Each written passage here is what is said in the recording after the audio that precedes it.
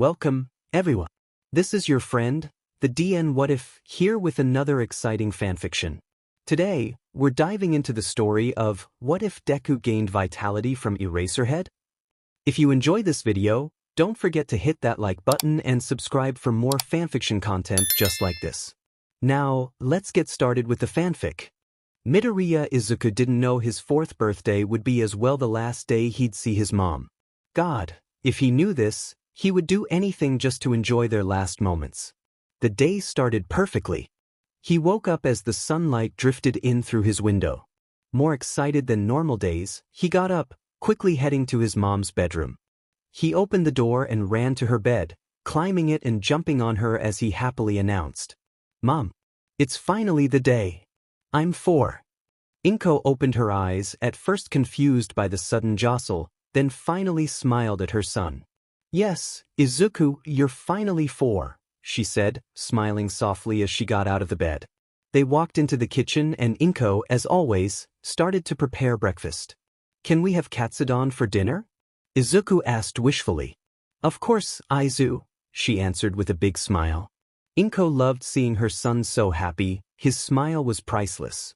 They ate like any other day, except Izuku was vibrating with excitement, and Izuku went to his room to get ready. They were going to the ice cream shop with Kaken. He brushed his teeth and changed clothes, from his pajamas to an all-might shirt, gray shorts and red sneakers. "I'm ready, Mom," he said as he walked back to the kitchen. "Let's go, Izu," his mother said as she grabbed his hand, and they were out. As soon as they arrived at the place, Izuku saw Kaken waving frantically and ran over to him.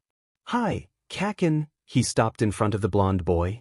"Deku, you're finally going to have a quirk, huh? Then you won't be useless anymore, but you'll never surpass me. Don't forget that. I'll still become the #1 hero," he yelled, angry as ever. "Sure." Izuku didn't agree with him because there's no way he'll become a hero just like All Might, even if Kaken was able to become the #1 hero. But he nodded anyway. He didn't want to fight with Kaken on his birthday.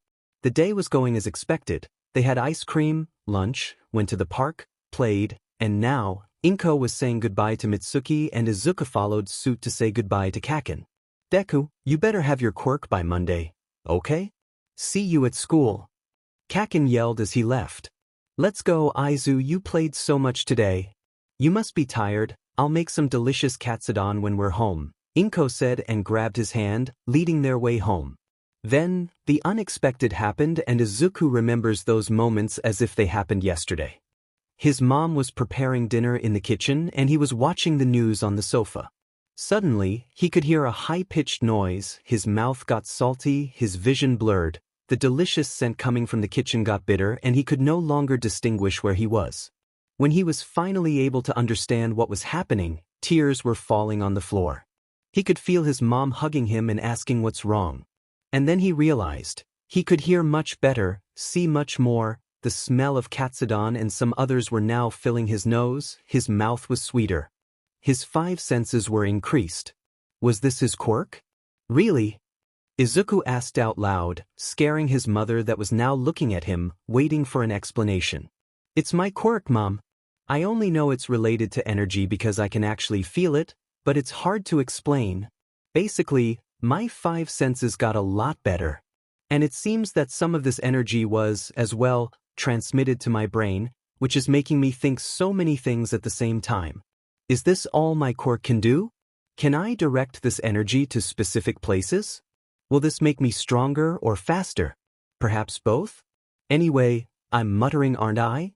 That's because of this energy on my brain. I don't know if I can take it out of there, it's making me really anxious and maybe it's involuntary.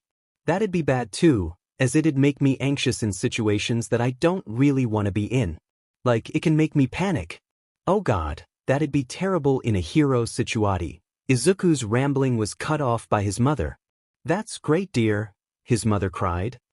"Now you can finally," she was cut off. "Oh my, will you look at this?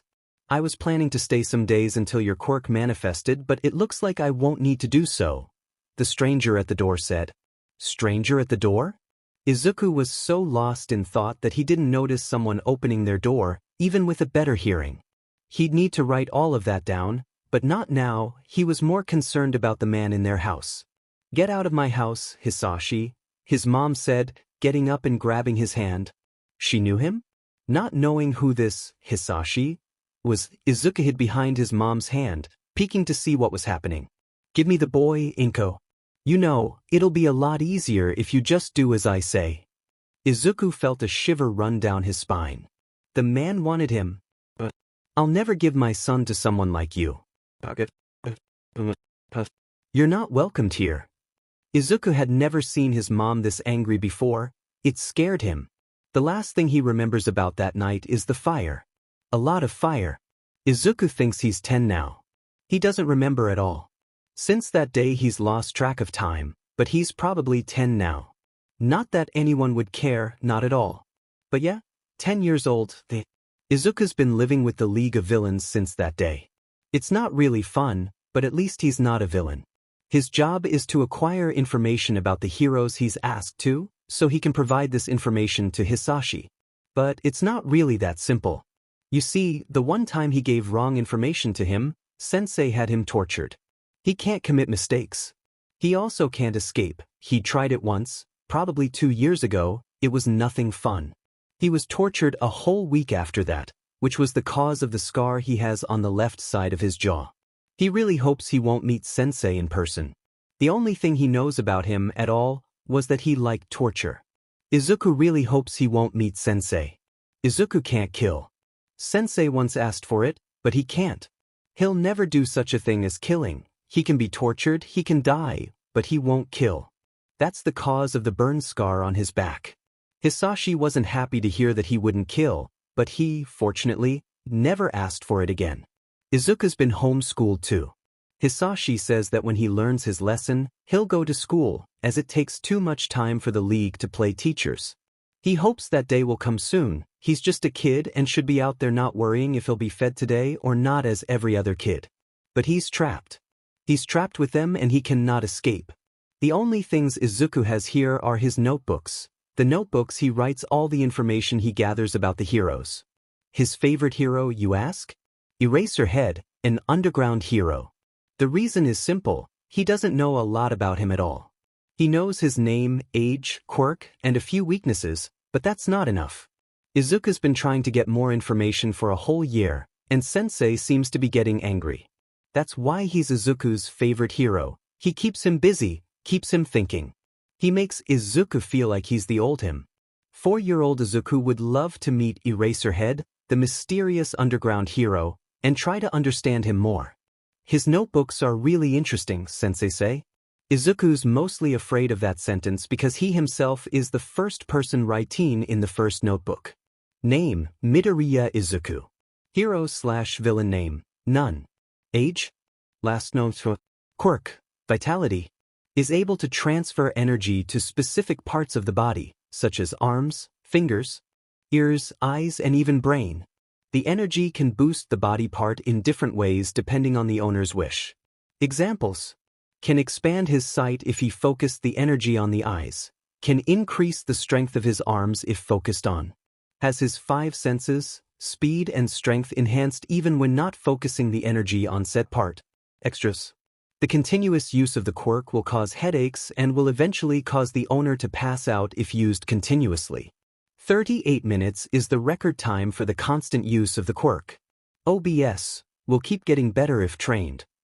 That's all he knows about himself. He doesn't remember his mother's name, where he lived, or why he was taken away in the first place. Izuku finally decides to get up and get dressed with the lack of clothes he has, and then head to the common room, if you can even call it that. "Good morning," Hisashi says as he gets closer. "You'll be going to school tomorrow." "What?" His voice is raspy and low. The statement took him completely off guard, which made him immediately regret talking. "Did I give you permission to talk?" Izuku shakes his head as a silent no. "But, as I was saying, you're going to school, starting tomorrow. Kurogyari went out to buy your uniform. You'll be attending as a Raiyachi. And under no circumstances will you be showing your quirk. You're quirkless out of this place, understood?" Izuku nods and leaves without saying a word despite the thoughts that are racing his mind. He walks back to the room he sleeps in, as you can't call that a bedroom, and he sits on the bed. Of course he would get a fake identity. He's surprised they didn't ask him to change his appearance as well. Izuku lays down, staring at the ceiling blankly. Is this what they call sadness? Loneliness? He can't describe it, this feeling that is eating him alive. He knows what loneliness is like. He experiences it every day, and he misses the feeling of a hug. He knows what sadness feels like. He felt that a lot for a long amount of time when he found out his mom was dead. He knows what annoyance feels like. He felt that for a long time when he found out his own father killed his mother. He knows what hatred feels like. He hates his father. He hates fire. He hates his life. But this is a new feeling. He feels empty. Suddenly, there are tears. He's crying? Pathetic, he doesn't even know the reason behind them. Then, someone knocks at the door. It's open, he says, colder than expected, rubbing the tears off his face. It's Kurogyari with his uniform. Good morning, Izuku. You won't be doing any jobs today, so use the time to get prepared for school. Good luck tomorrow. Thanks. He's able to mutter before the man goes away, leaving the uniform on his desk. He actually likes Kurogyari. He treats him incredibly well compared to Sensei and Hisashi, but he's still a villain. Izuku stares at the uniform and then at his bed. Like hell he'll prepare for school when he's sleep-deprived because of his FING job. Get up is a wonderful way to wake up your son on his first day at school, isn't it? Izuku slowly gets up and gets dressed. He slept a lot yesterday. He gets his bag ready, leaves out of the room, and walks to Hisashi. The man doesn't say a word. He indifferently drives him to the school, and before leaving he says, "You know what will happen if you say anything." His eyes. Izuku hated that look in his eyes. The man leaves and Izuku is left looking at the ground with more thoughts than he'd like. School is not a good place, Izuku concludes. He barely even introduced himself and there were already bullies targeting him. Wonderful, isn't it? Oh, but it can get even better. His childhood friend, Kaken, is one of them. It's impressive, the fact that the blonde doesn't recognize him. It's only been 6 years. Yes, sarcasm. Izuku curses himself. This is not what he wants to become, but the universe is not on his side, so he drops it. It burns. Just like his Hisashi's fire, Kaken's explosions burn and Izuku hates it. He hates how there are burns all over his body. He hates Kaken. He never wanted to, but they burn. He's being called Deku again. He's being bullied for being something he is not. He has a quirk. Kaken calls him Deku, but he doesn't remember who he is. He couldn't. And if he did, he'd be dead before realizing it. Izuku hates school. He's started to feel done of being bullied. He wants to fight back because he's not useless like they say he is. He's not a stupid Deku. He's not even quirkless. But he can't. Maybe he's useless after all, just as they say. He can't do anything because he's not useful enough to break the rules. He's a coward for following Sensei's rules just because he's afraid. But afraid of what, you ask? He doesn't know. Should Izuku be afraid of death? He doesn't know. If you think you'll have a quirk in your next life, go take a swan dive off the roof. Kaken tells him one day. It's not actually a bad idea if you stop and think about it. It's been 4 years and nothing has changed at all. Kaken still calls him Deku even when he doesn't remember who he is. He still lives with the League, still works for them. The only thing that changed is how Izuku feels. If he felt happy, angry, or sad before, he doesn't remember. He's numb. He doesn't care anymore. He doesn't care how many scars he's gained the past several years. He doesn't feel anymore. So, what bad would it be if he just jumped off the roof now? None. His mom isn't here to care. He'd happily thank Kaken right now that he is sitting on the edge of the roof, thinking about how much pain he'll feel before he dies. It was great advice for the first time. Who knew Kaken could be supportive for once? He takes one last look at the view. It's an enjoyable moment considering that it's his last. Or at least he thought it was. Hey, kid, Eraserhead says behind him, coming out of nowhere. Eraserhead, he whispers, surprising both himself and the hero. He hasn't talked for a while now. He comes closer, but Izuku is still confused. What is he doing here? I'm all ears, the hero says, sitting down beside him. He looks up at him in confusion. Where into you going to jump, kid? He doesn't feel like talking. His throat is rough, his voice is, and he feels like crying. Eraserhead says nothing for a while. He just sits there, keeping him company, and Izuku is grateful. He takes a deep breath and rubs his eyes with his wrists. He doesn't know why he starts talking. Maybe he just needs to talk to someone, maybe he just wants all of this to be over, maybe he's just done. So he talks, and the words fly away from him, and even if he wanted to, he can't stop. It's not like it matters anyway, he'll die after this. So he tells him about his quirk, his scars and their stories, about the league, the notebooks, how numb he feels, how he's being bullied for not having a thing that he had since he was 4, his fake identity, and what his childhood friend just told him moments before this. How done he is with the world and its utter bullshit, how he sometimes catches himself questioning if he deserves what he's going through. What he didn't expect, however, was a hug. What he didn't expect was to feel like the world just fell off his shoulders.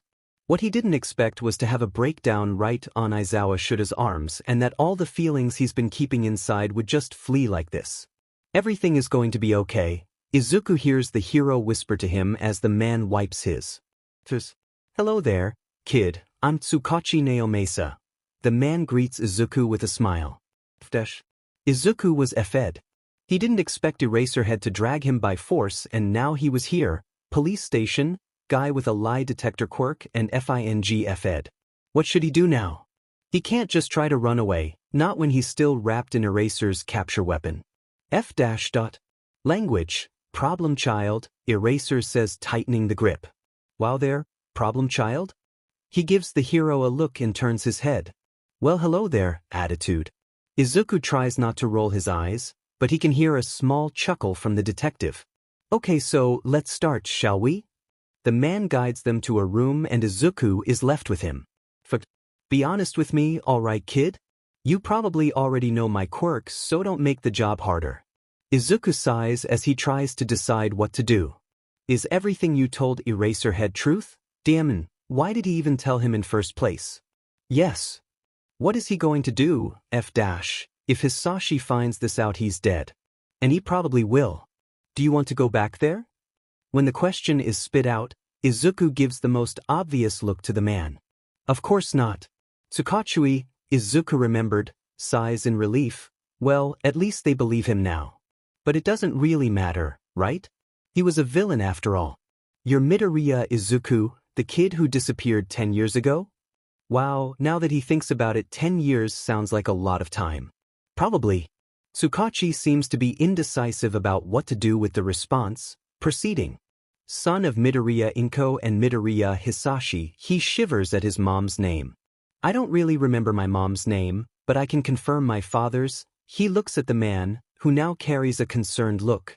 Your house was burnt down 10 years ago, your mother died at the scene, and your father's location was still unknown until now. Izuku sighs melancholy. I'm aware. Then he gets lost in thoughts again. He knew he was going to die soon, but he wasn't expecting to be tortured to death. It would have been a lot easier if he had just killed himself. But no, Eraser had to appear out of nowhere, and had to be a little baby and cry it all out. Now he wasn't going to be the only one that was going to die. F'. He can't think about anything else. He's going to die. Hisashi will find him, Sensei will be angry, and he'll be tortured. F'. Hey, are you listening to me? He looks up at the man's eyes. Sorry, he mutters, now paying attention, trying to ignore his thoughts. I said you'll be put under foster care, Izuku pales. No, they don't get it, they'll find him, there'll be more deaths than just his. It's not that simple, it doesn't matter where he is, they'll find and kill him. Furthermore, the foster family would just be more victims. He can't accept this. No, why didn't he just die? It'd be so much easy. Kid, breathe. It's not the detective, but he can't recognize who says it, because obviously he would have a panic attack right now, just to make the situation even better. It's okay, they won't find you, you're safe here. Was he muttering? Yeah, he probably was. You don't get it, it doesn't matter with whom or where I am, they'll find me, please just let me go, it'll be just easier if I kill myself and no one will be affected by a thing. Please just let me go, Don't do this, he can't breathe. He forgot how. What was the matter anyway? Soon he'll be back to that place, he'll be tortured again, he'll. Focus on my breath, kid, breathe with me. The voice says, Izuku doesn't know who's talking anymore, Eraserhead? Tsukachi? Come on, just breathe with me, right? Breathe, let's focus on breathing for now. When he finally calms down, Tsukachi's gentle enough to say something that scares him even more. You'll be staying with Aizawa until you get a foster family, he says as it was the most obvious thing in the world. I'll what? No, he already said that. We'll adopt him. A new voice says and a blond man in glasses enters the room. Hizashi. Izuku notices that suddenly Aizawa looks twice more tired than before. He looks back to the man at the door, he could bet that he knows him from some. Present Mike? You guys are Toget? Well, of course you are. How did I never think of this before? Wait, what did you say again? Did Izuku overhear him? Yeah, obviously, right? Wow there, little listener. You're very smart, aren't ya? And well, I said that we're adopting you. Izuku gasps and pales even more. But you just met me. How can you be sure that I won't, I don't know, try to kill you at night or go back to the League and… It's not even a good idea. The League will come after me, and eventually after you guys too, We're probably the most indicated people to take care of you in the case of villains after you. Plus, I know when I see potential.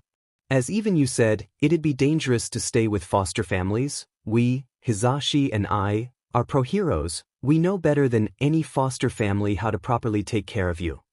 Is this really happening? Izuku thinks they literally just met him. And Eraserhead saying that he sees potential on him? Hell no, how so if he was a villain? It's not like he's going to become a hero out of sudden, starts to study at UA and get a pro-hero license. He could barely dream about it, Hisashi was always there to ruin it. Alright then.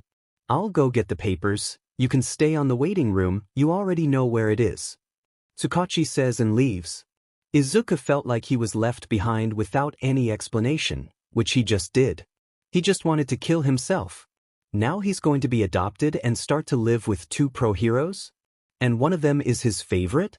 He can swear that this could be just an illusion, Quirk. He couldn't believe this. I couldn't believe it too, you see. Present Mike says, drawing his attention, when Shoto messaged me saying that we'd be taking care of a child. I couldn't believe it. You probably know that he teaches at UA, right? Izuku nods without knowing what to actually say. Well, he's known for expelling his students. Really, I wouldn't believe either if I was you. But it's okay. We'll take care of this now, you're still a kid, you know. And now you'll be our kid. Man, I'm so excited. I've wanted to adopt a kid for ages now. It's a miracle that Shoto finally accepted. Izuku hears Aizawa sighs, and well, he would too if his fiancée talked about him like he wasn't there.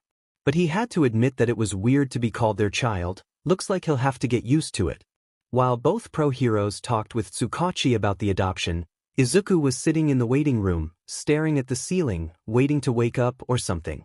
Hey kid, let's go, Aizawa all of a sudden appears, making him flinch. He gets up and walks behind them, still thinking about what was happening with his life. 30 minutes ago he was sitting on the school's roof, about to end his life. As you well know, I'm an underground hero, and as the media doesn't know that I and Hizashi are together, our apartment is a secret. There's a room that we'll be preparing for you, so no need to worry about it. Aizawa says as they get in a car, that Izuku decides to be Yamada's. Should I even be calling them by their second name? Izuku thinks on the way to his new apartment. Maybe he should try a suffix, but they were his parents now, weren't they? Wait, what about his second name? What'll happen to me? He asks in the back seat, feeling his now parents looking at him through the rearview mirror. Well, you'll start living. With us, obviously. You probably won't go back to your school if what Shoto told me is truth. And well, I still can't decide about your name. Yamada says, looking uncertain. I'm stuck between choosing our two names or only one, you'd be Yamada Izuku or Aizawa Izuku. And if you want, you can keep Midoriya. Yamada proceeds as well. Izuku hears a sigh and Aizawa closes his eyes as he speaks. I still think it should be just my name. Not many people know my citizen name and people won't talk about it. The man says flatly. Alright then, all set. We just have to take care of those papers after taking you shopping. Yamada says loudly as ever, leaving Izuku confused. Shopping? Clothes? You don't have any with you besides the one you're wearing, and that's a school uniform. Plus we need a toothbrush, we can get you a phone, new notebooks for your writing, and I'm going to buy you so many things, yeah. Yamada says, weirdly more excited than Izuku himself. He looks at Aizawa with a look that didn't need words to be understood. Is he always like this? And when Aizawa looks back at him, he gets a yes. Izuku looks down at himself. He forgot he just got out of school. What just happened? He needed to accept what was happening. He would need to get used to this, okay. But it's not that easy when you have anxiety. There are villains after you, and your new second father is really loud. He really hopes he won't lose any of his hearing. It was a really helpful part of his quirk. They didn't spend money on expensive things, if you don't consider the phone, that wasn't even that flashy, and Izuku was glad. He just chose some wide clothes, few of them with random prints, but never something that calls out a lot of attention. He took a pair of slippers and red shoes that he thought to be very cool. Yamada made sure to buy him some hero merch too. His favorite was a comic book where all Japan's heroes appeared, even Eraserhead. They bought more comics, books, and new notebooks too. Izuku was already excited about writing a lot of things down on them. As incredible as it sounds, he actually asked them to buy it. When they got home, Izuku was whacked, hungry, and surprisingly sleepy. Yamada and Aizawa helped him getting his new bedroom ready, which he really enjoyed. There was a single bed that looked really comfortable, 2 pillows that also looked really soft, a writing desk on the right side, a wardrobe on the door wall, and a window on the left side, right above a puff. He didn't remember his bedroom on his mother's apartment, but this was for sure the better place he'd sleep in 10 years. Izuku was so thankful. His writing desk was already occupied by action figures, comic books, notebooks, some books, and his phone. He'd have to ask for some other writing tools later, because right now the priority was to take a good shower and reflect about how much his life changed in one day. He walked through the hall to the only bathroom that wasn't too far.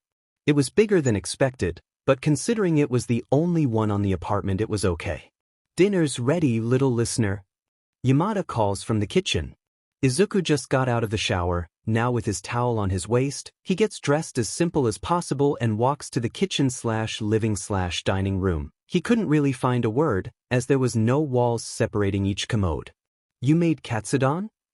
He says, getting closer to the table where the couple was already sitting.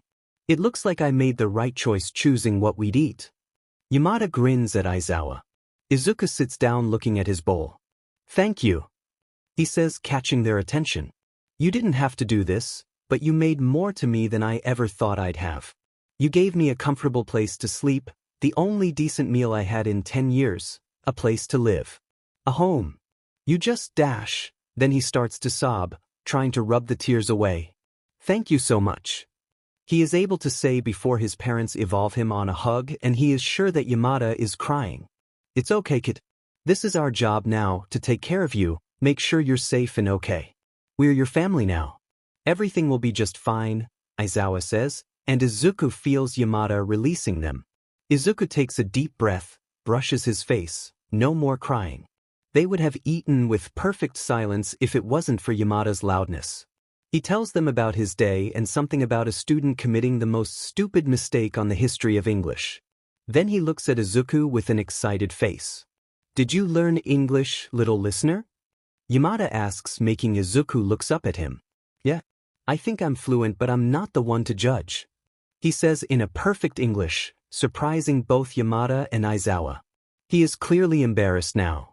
Yeah. The blonde screams with his quirk, causing Izuku to jump on his chair. Hisashi, don't be so loud, you know about kid's quirk, Aizawa says, sighing. Not news though. Oh yeah, sorry there, Izuku. But that's great news. It's really impressive to be fluent on a foreign language at your age. Izuku's taken aback to hear his name for the first time, but just smiles at Yamada, muttering a thanks before finishing to eat. Aizawa washes the dishes while Izuku and Yamada are watching the news. Slime villain attacks child and All Might appears to help. Izuku pales. That's Kaken. Yamada looks at him concerned. Your said childhood friend? Aizawa looks at them worried too. Why yeah? He doesn't know what to say. He's lost on the occurrences and he honestly doesn't know what to do. I'm sure he's okay, Izuku, now let's go to bed, shall we? It's getting late already. Aizawa says behind them, walking to his and Hisashi's room, leaving the blonde to take care of the child. Yamada scolds Izuku to his room, putting him on bed. Good night, little listener, he says, and before leaving he kisses Izuku's forehead. Good night. Izuku whispers behind the biggest smile Yamada ever saw the boy giving them before. Izuku was okay now.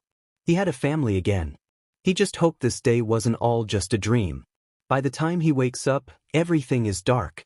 He's lying down on a stiff bed and his pillows as thin as silk. He was obviously not home. Izuku gets up looking around. There's a small window on the top of the wall, with thick grids. Is this a prison? He asks himself, while he desperately looks for a door. There is one, a very old and silver door. He tries to open it, but realizes that it's locked from the outside.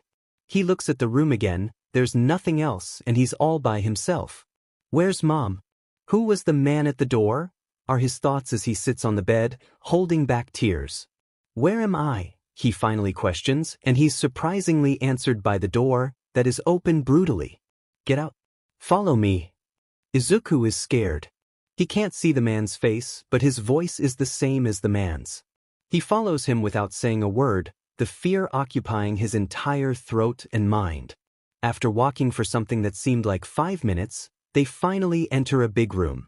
There is a small center table surrounded by chairs, where he could see someone, or something that looked like a portal, sitting on one of them.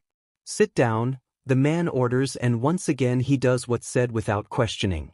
I am Midoriya Hisashi. I am your father and from now on you will be working for the League of Villains. There's suddenly too much in his head, he can't properly process what's happening, it's all too much. The room starts to spin and the ground's suddenly too far away from his feet. Father? League of Villains? Work? He was 4. What does his father meant by work? Is he going to become a villain? Would he have to kill people? While his thoughts, or mumbles, are interrupted by someone. Shut the F up, child. His father says, hitting the table. Izuku flinches, suddenly feeling tears falling down his face, and they wouldn't stop. Not a villain. Too going to be a hero someday. I'll save people just like all M-. Izuku is thrown to the floor by a hit. The tears intensify and he is now sobbing. I said shut the F up, stupid kid. You don't dare to say that name again on this place. Never again. His father's voice is ominous. Izuku is terrified. He wants to go home. He doesn't want to be a villain. He wants to live a normal life like a normal kid. You can't be a hero, and I hope you don't bring that stupid idea up again. You'll live here on the exact same room you woke up. You won't question your missions, your works, or what you're told to do. There are always consequences for your actions. Are we understood? Izuku looks up at him before getting up, terror filling his eyes. Yes, father. Then there is foot in face, causing more tears to fall. It's probably going to leave a mark. Don't you ever call me that again, and only talk when I give you permission. Understood? Izuku nods frenetically and gets up, walking back to his bedroom. The portal man does nothing but watch. Izuku didn't even see a little of pity on his eyes. He hopes that heroes will come to save him. They will, right? Because Izuku is scared. He wants to go home. He wants his mom and her warmth again.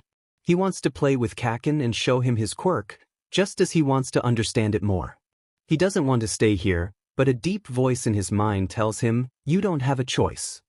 He hears footsteps getting closer and the door is once again open with savagery. I decided to play with you a little before going out. His fat Hisashi, he corrects himself, says with a grin. Izuku is sweating considerably when he wakes up. He also can't seem to find any air to breathe. He finds himself in an involuntary hug with his knees, and can feel tears coming out of nowhere. He doesn't want to wake Yamada or Aizawa, so he picks up his phone, reading 3:47 on the screen.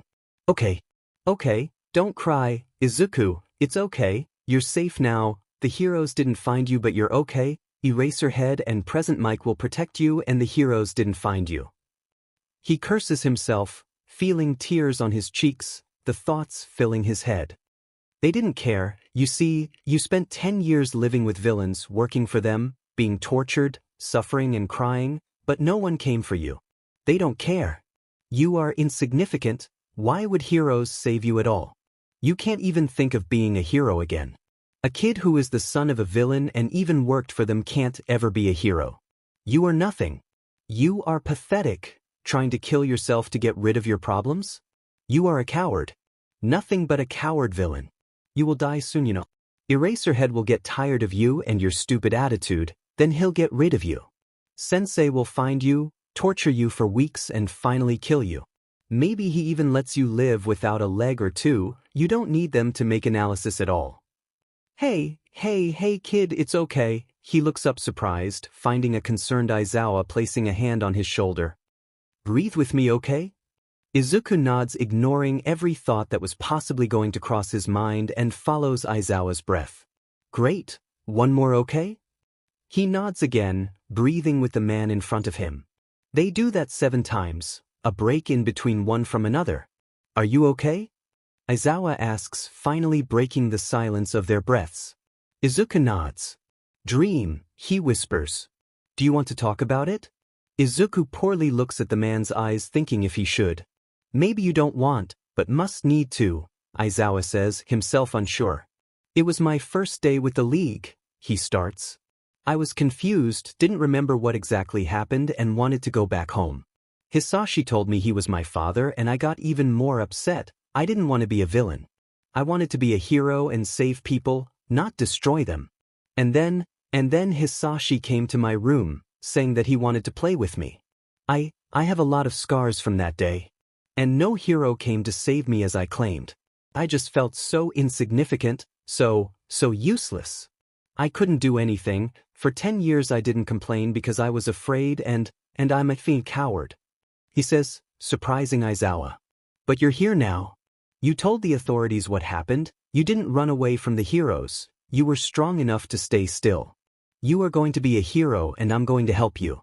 Me and Hisashi are here now. Izuku, you can talk to us about anything and we'll do everything we can to help you, okay? The tears won't stop. How can someone cry so much? He nods, resting his head on Aizawa's chest while trying to stop his crying. At first, Izuku feels that Aizawa is surprised and tenses his body, but not so after that. He calmly pats Izuku's head, getting comfortable. He hears footsteps that seem to be intentionally loud, not to scare him probably, and then Yamada, he assumes, finally sits on the bed, next to Aizawa. Hey there, little listener. Before rising his head, he rubs his face with one of his hands. You okay? He thinks of the question as an ironic one, considering he was crying just now. Now you silly nightmare. Aizawa gives him a look. He had a panic attack too, and Yamada looks even more worried now. Really? You should say this type of things, Izuku. They aren't silly, they're serious problems and can affect you awfully, okay? You can tell us anything. Aizawa looks at him practically saying, I said that just now. Izuku nods, internally smiling. Even at moments like this, they were just perfect to each other. Would you mind if I asked to sleep with you too? He asks, feeling so small at that moment, afraid of a hit that never came. Sure thing, little listener, Yamada says excitedly. Come on, let's go to our bed. You can stay on the middle, so you won't fall or anything. Izuku looks at Aizawa from the corner of his eye, and instead of a sigh, he sees a small grin on the hero's mouth. He then smiles, surprising both adults that turn their heads surprised to him. What? He asks, trying to hide his embarrassment. That was the first time he actually smiled in 6 years? Yamada just smiles and opens the door of the bedroom, him and Aizawa walking just after the voice hero. He jumps on the bed, comforting himself on the middle of it, after a few seconds being surrounded by the heat of 2 bodies, making him feel even more comfortable. He felt safe. And just that way, Izuku had his first good sleep in a long time. Izuku is awakened by the sunlight one more time, but this time it drifted in a big window, its clean glass preventing the wind to come in. Plus, this time he was safe and okay. He looks around and sees Aizawa still asleep right beside him, but not Yamada.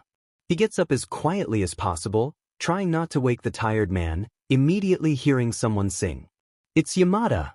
He thinks, walking out the bedroom and passing through the hallway. And he's cooking something that I can't recognize. He's able to smell it, but he probably never tasted it before, as he can't name it. Finally getting to the kitchen, he tries to see what the blonde is preparing. Good morning, Izuku. He greets loudly as ever, but not using his quirk. Got a bed head there, the hero says, leaving Izuku to wonder his situation, though he decides to ignore it and finally ask what's been in his mind. What are you making? His voice is quieter than expected but possible to hear. You never had pancakes?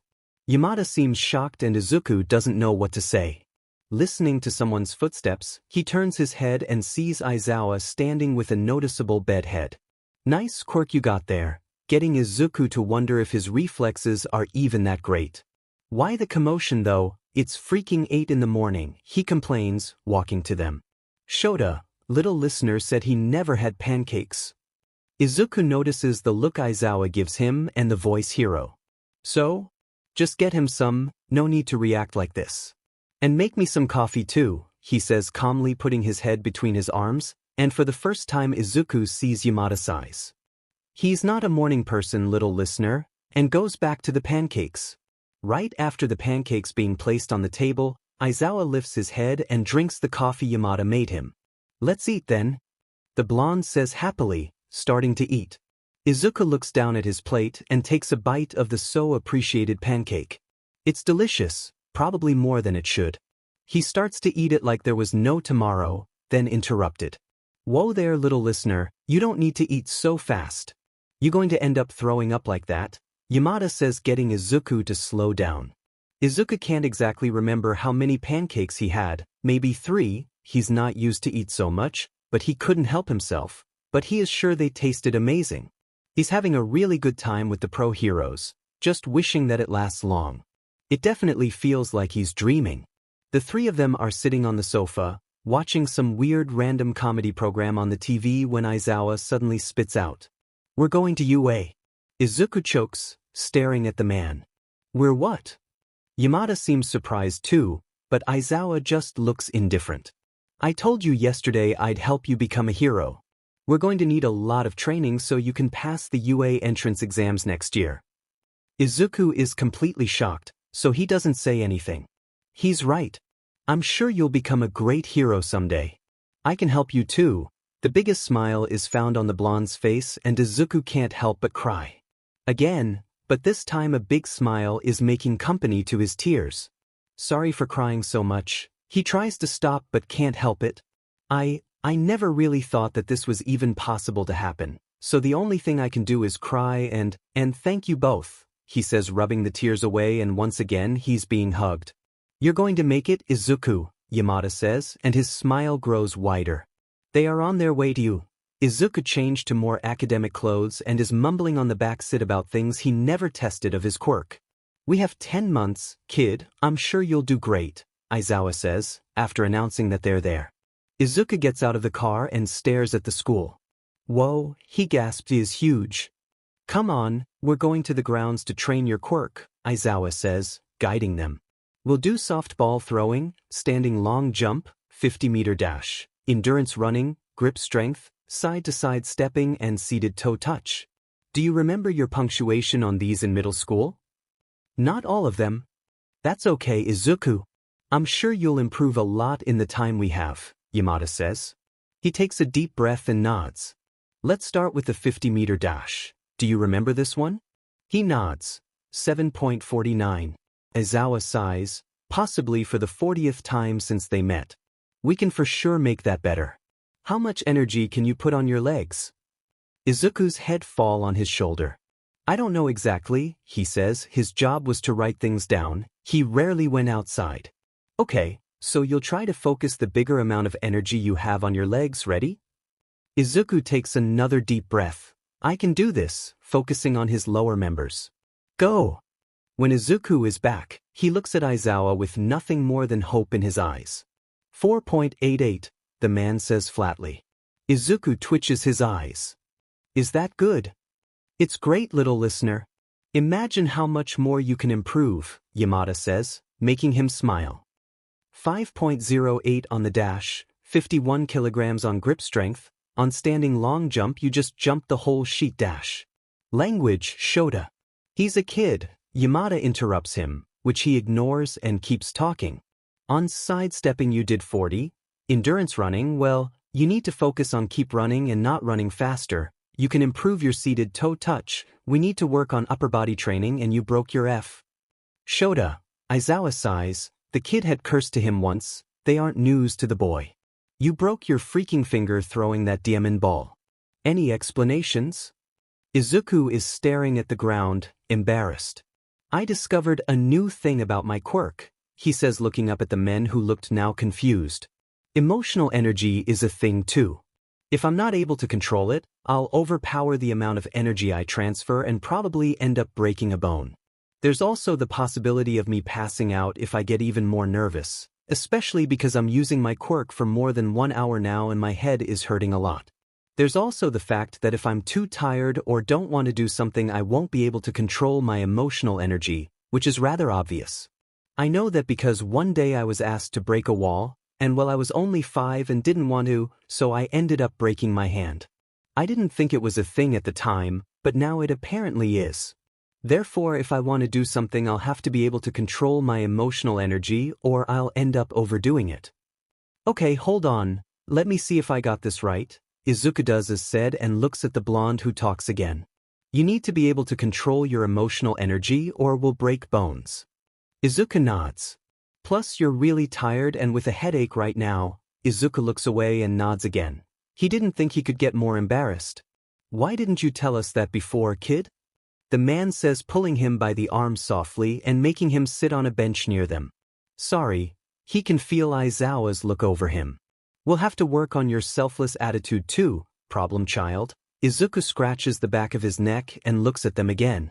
Let's go, kid, you need to get some rest. We'll come back another day. Tomorrow is Sunday and there's no way I'll come to UA on a weekend twice. Izuku smiles and follows his parents back to the car. Parents is a new word to him. He feels like he's becoming a new, good person. Izuku is quite happy, he'd say. Shoto, we ran out of rice. Izuku hears Yamada scream while ending his shower. We're almost running out of toilet paper too, he thinks walking out of the bathroom. He puts on some clothes and walks to the living room. I can go to the market, we're running out of others things too. Yamada looks at him, at Aizawa, then at him again. I don't know, Izuku, are you sure you want to go all alone like this? Yes, worried. The market is 1 block away from here, I'll be fine. Aizawa sighs. Let the kid go, Hisashi. But look at me. Izuku tenses and looks at the man's eyes. You're taking your phone with you and are going to call if you hear anyone, I repeat, anyone walking with you. I don't care how plain they may look, safety comes first. Oh, and I changed your phone's username too, hope you don't take it as an offense. Izuku wonders what changes the man did, but smiles ignoring it. I'll be fine, once again it's 1 block. Do we need anything else? Yamada nods and starts to write down a list. Izuku picks up his phone, the list and leaves. I'm out. Izuku's trip to the market is quiet, he doesn't hear anyone and not even an animal crosses his way there. He gets everything he needs and is about to go back home, when he hears crying. Izuku hears crying. He immediately follows it, going to the opposite way home, but to the crying. He finds a boy sitting on the floor with his back to a wall, hugging his knees. He looked familiar, but that's not what Izuku needed to worry about now. He gets closer and sits down beside him. Hey, can I help you somehow? He asks softly and calmly, not wanting to scare the boy. Unfortunately, the boy flinches, but doesn't say anything. I'm not going to hurt you, I'm probably your age, he says quietly, and that, somehow, called the boy's attention. That's when he recognizes him. Todoroki Shoto, one of Endeavor's children, the kid he was sure that was abused by his father because of his researches on the pro-hero. He has his red hair covering his left eye, where Izuku knows is a big burn scar. He feels like a big butt stalker, but decides to ignore the feeling. Can I? Izuku asks, softly lifting his hand. If you really want to, Todoroki replies, and it almost goes unheard. Izuku moves away the red hair from his eye and smiles. It's appealing, Todoroki's eyes wide in surprise. It's gross. It's a part of you. It proves how strong you are, and shows that you are okay now. You went through what you did and you're okay. You only need to accept it, and accept yourself. He pauses thinking if he should say what he has on mind. You're not what your father wants you to be. You are you, and you are the one who writes your own life. It doesn't matter what he says or do, you're your own, you're not an object or a trophy, you're your life's hero. Who are you? Todoroki asks, looking up at his eyes. You can call me Izuku. Izuku smiles brightly, pulling out of his pocket a small piece of paper and a pen, writing down his number on it. Todoroki is left behind without a chance of protesting. Izuku leaves of embarrassment, hoping he would text or call whenever he needed. It's not like I planned this, I just had a piece of paper in the case I needed it, not to write my phone number because of someone. Oh, I imagine how weird I sounded. What does he think of me? Saying those things about his personal life, he must think I'm a stalker. And even giving my first name. I promised myself I would introduce myself as Deku. Now he probably think it's even more weird for me wanting him to call me by my first name. Gosh, I just felt empathy. I've been through the same, I guess. What would Shoto thinks about this? Shoto? Since when did I start calling him by his first name too? Maybe it's because Yamada calls him like that all the time. Kid, you're mumbling, Shoto says at the front door, and Izuku finds himself home again, not remembering getting there. I brought everything, I'll leave the change on the table, he says, ignoring the thoughts and bringing the bags to the kitchen. Did something happen? Shoto asks behind him with his arms crossed. Izuku sighs. Actually, yes, I just met one of Endeavor's sons. After explaining to Yamada and Shoto what happened, listening to things like, something could have happened, don't you do that again, and, it could be a villain trying to fool you, Yamada started to cook dinner, Shoto went for a shower and Izuku was on the floor in front of the TV, watching the news. He notices that Eraserhead was the hero who defeated the villain of the news, but there was no videos or pictures, so he starts to mumble, imagining how was the fight, writing it down on one of his new notebooks. So if Shoyuta can do that without needing to take dash. Did you just call him Shoyuta? Yamada asks, ignoring everything else and interrupting his mumbling. Did I? He doesn't know if he should be embarrassed, that's the way he calls the underground hero on his head. Probably. You can call me Hizashi too, you know, I'd be very happy, the blonde says with a big smile. Okay, Izuku replies, also smiling. His phone vibrates on his pocket, surprising him as to who just messaged him. It says, Shoto. Hi, it's Todoroki. I'm texting you because you left your number, but I'm not sure what to say. Izuku vibrates, thinking of an appropriate answer. It's okay, I left my number so we could talk. There's a pause, and Izuku wonders if he should say something when he finally realizes that his name is Tired. He did look tired most part of the time. Shoto has a point when saying they looked alike on that aspect. Then Todoroki sends another message, breaking off his thoughts. So your name is Izuku? Which is awkward, because now he has to explain why he gave his first name to a stranger. My first name is... I prefer being called by it or just Deku. And by the way, are you free tomorrow? I kinda want to know you better. It's okay if you don't want to, though, I understand. It's weird coming from someone you just met, and I said those things too. He awaits an answer nervously, having to reread it when it comes. You can explain it all to me in person. Same place at 2? He smiles. Sure. See you there. What are you so happy about, Izuku? Hizashi asks, showing up right behind him, trying to sneak and see his phone. Izuku turns it off and tries to keep calm. I'm going to meet him tomorrow, the man gasps in a smile. Endeavor's son? He's loud, but not using his quirk. Yeah, he told me to meet him at 2 on the same place. We're probably going somewhere else, we can't stay on the streets like that. He then starts to wonder if he should bring money. It's a date. Hizashi says, using his quirk, making Izuku look at him almost disgusted. What? No, it's not, we barely know each other. We'll just talk. Before any of them be able to open their mouths, they're interrupted. What the hell's happening here? Shoto says, coming back from his shower. Izuku has a date. Hisashi says, all cheered up, turning his head to his husband, who looked uncertain about the situation. Endeavor's child? It's not a date. Izuku says, unintentionally too loud, trying to convince both his parents and himself. Wow there, kid, calm down, I never saw you angry before. Mind to clarify the situation? Izuku takes a deep breath and tries to explain it. First of all, I'm sorry for screaming. Basically, I asked to meet him because I want to know him better, but not in that way. I just want to be friends like I want to help him. I know better than anyone what he's going through, and he may need someone who understands. Or at least that's what I think. Shoto gets closer and sits down on the sofa behind him, making him turn his head. Are you planning to tell him? Hisashi seems more interested and gets closer. I don't know. I'll just tell him what he needs to hear or whatever I'm comfortable with saying. He sighs. Hisashi just smiles. You're a really good person, Izuku, saying that and going back to cooking, leaving just Shoto to talk to him. You must do what you think is better, kid, and I think that what you're doing for him is great.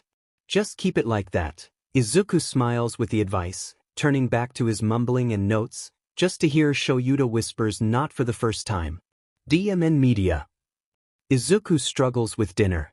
He wasn't used to more than one meal per day, and that clearly gets both his parents concerned.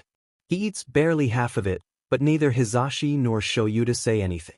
They decide to watch a movie, making Izuku watch The Lion King for the first time. At first he thought he couldn't cry watching a kid's movie, but he did. And then again with Spirited Away, Wall-E, My Neighbor Totoro, and before he could do something, he falls asleep on the couch between the heroes. Suddenly, it's morning and he isn't on the couch. He finds himself on his soft bed. Izuku gets up confused, walking to the kitchen where he finds Hisashi and Shoto eating together. What time is it? Hisashi looks up surprised. Good morning, Izuku. I believe it's something like 1 p.m. I was late with lunch today. Izuku murmurs something and sit with them, in front of a well-placed meal. When did I fall ASL? Wait a minute. Did you just say 1 p.m.? Shoto looks at him with what anyone would call a straight face, but Izuku'd say confused. Yeah, it's 1:30. Why, kid? He gasps, getting up. I'm meeting Todoroki in 30 minutes. I didn't even take a shower, he says nervously, almost ignoring the fact that he slept a lot more than he's used to. He's really surprised. Little listener, go ahead, I'll go to your room and pick some clothes that won't make you look like you just woke up, Hisashi says, leaving the table and Shoto, who's clearly lost. Izuku walks to the bathroom, already undressing. Shower taken, Izuku walks to his room with a towel wrapped around his waist. There he finds on his bed a long gray shirt, ordinary jeans, a jeans jacket to match, and his red sneakers. The jacket wasn't his, but he wears it anyways, walking to the living room. Whose jacket is this? He asks and immediately notices Shoto widens his eyes. It was Hisashi's back in high school. I'm surprised it fits you. Izuku smiles softly. Izu, you still have 10 minutes, won't you eat anything? Hisashi asks, surprising Izuku with the nickname, but he drops it. It sounds good. I don't think so. I don't know if we're going somewhere else. Sounds like a bad idea to eat now if we're eating too. Hisashi scratches his nape. Yeah, I guess you're right. And I hope you become good friends, little listener.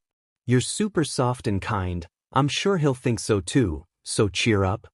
Izuku smiles and nods. It's okay, he tells himself. I think I'm going, don't want to make him wait. I'll call you if anything happens. Before closing the door behind him, he hears Shoto says, Take care, problem child. Izuku nervously walks to the market. There he stops and takes a deep breath. Okay, let's do this, he thinks, and starts walking the same way he did the day before. Getting there, he leans his back against the wall and checks his phone. 1:55 p.m. Okay, that's fine. I'm not late, not too early. And before he can do anything else, he feels someone touching his shoulder, jumping of his position to a defensive one.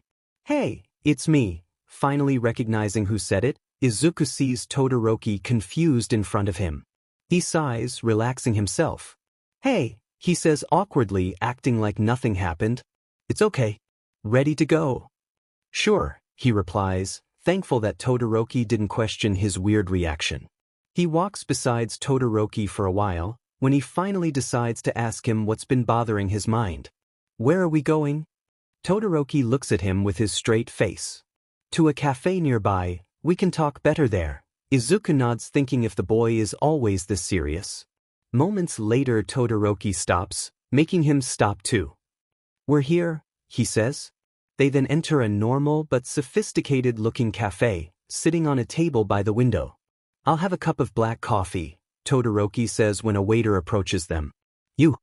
"Oh, I'll have a cup of milk, please," Izuku says, embarrassed. He was daydreaming in front of the boy who probably thinks he's weird. It can't get worse than this. The waiter leaves. There's no time for an uncomfortable tension, because Todoroki starts talking. "So, want to start by how do you know that my father is the problem?" Izuku swallows dry. I can't really, you see, Yes, Izuku should have just kept his mouth shut. Todoroki stares at him, waiting for an answer. "I don't know if I can should just tell you everything, so I'll just try to explain you in a simple way." Todoroki nods on a way Izuku dares to say that he's actually curious, but wouldn't bet on it. "So, I was kidnapped when I was 4. I was kept away from everyone, and was obligated to work for them. I couldn't escape, so my only options were to work or to die. My job there was to give them all type of information about all heroes, so one of my first targets was your father. I watched him for 2 or 3 months, and couldn't help but see the things he did to you. I also wasn't able to help you, but I'm apologizing for not even trying. Things could be different now if I helped you back there. I'm not working for them anymore. I was recently saved by 2 pro heroes and also adopted by them, so no need to be afraid of me or anything. I'm also apologizing for the way I acted yesterday. You probably think I'm weird for just saying those things, and I didn't even Izuku is interrupted by Todoroki. "You apologize too much.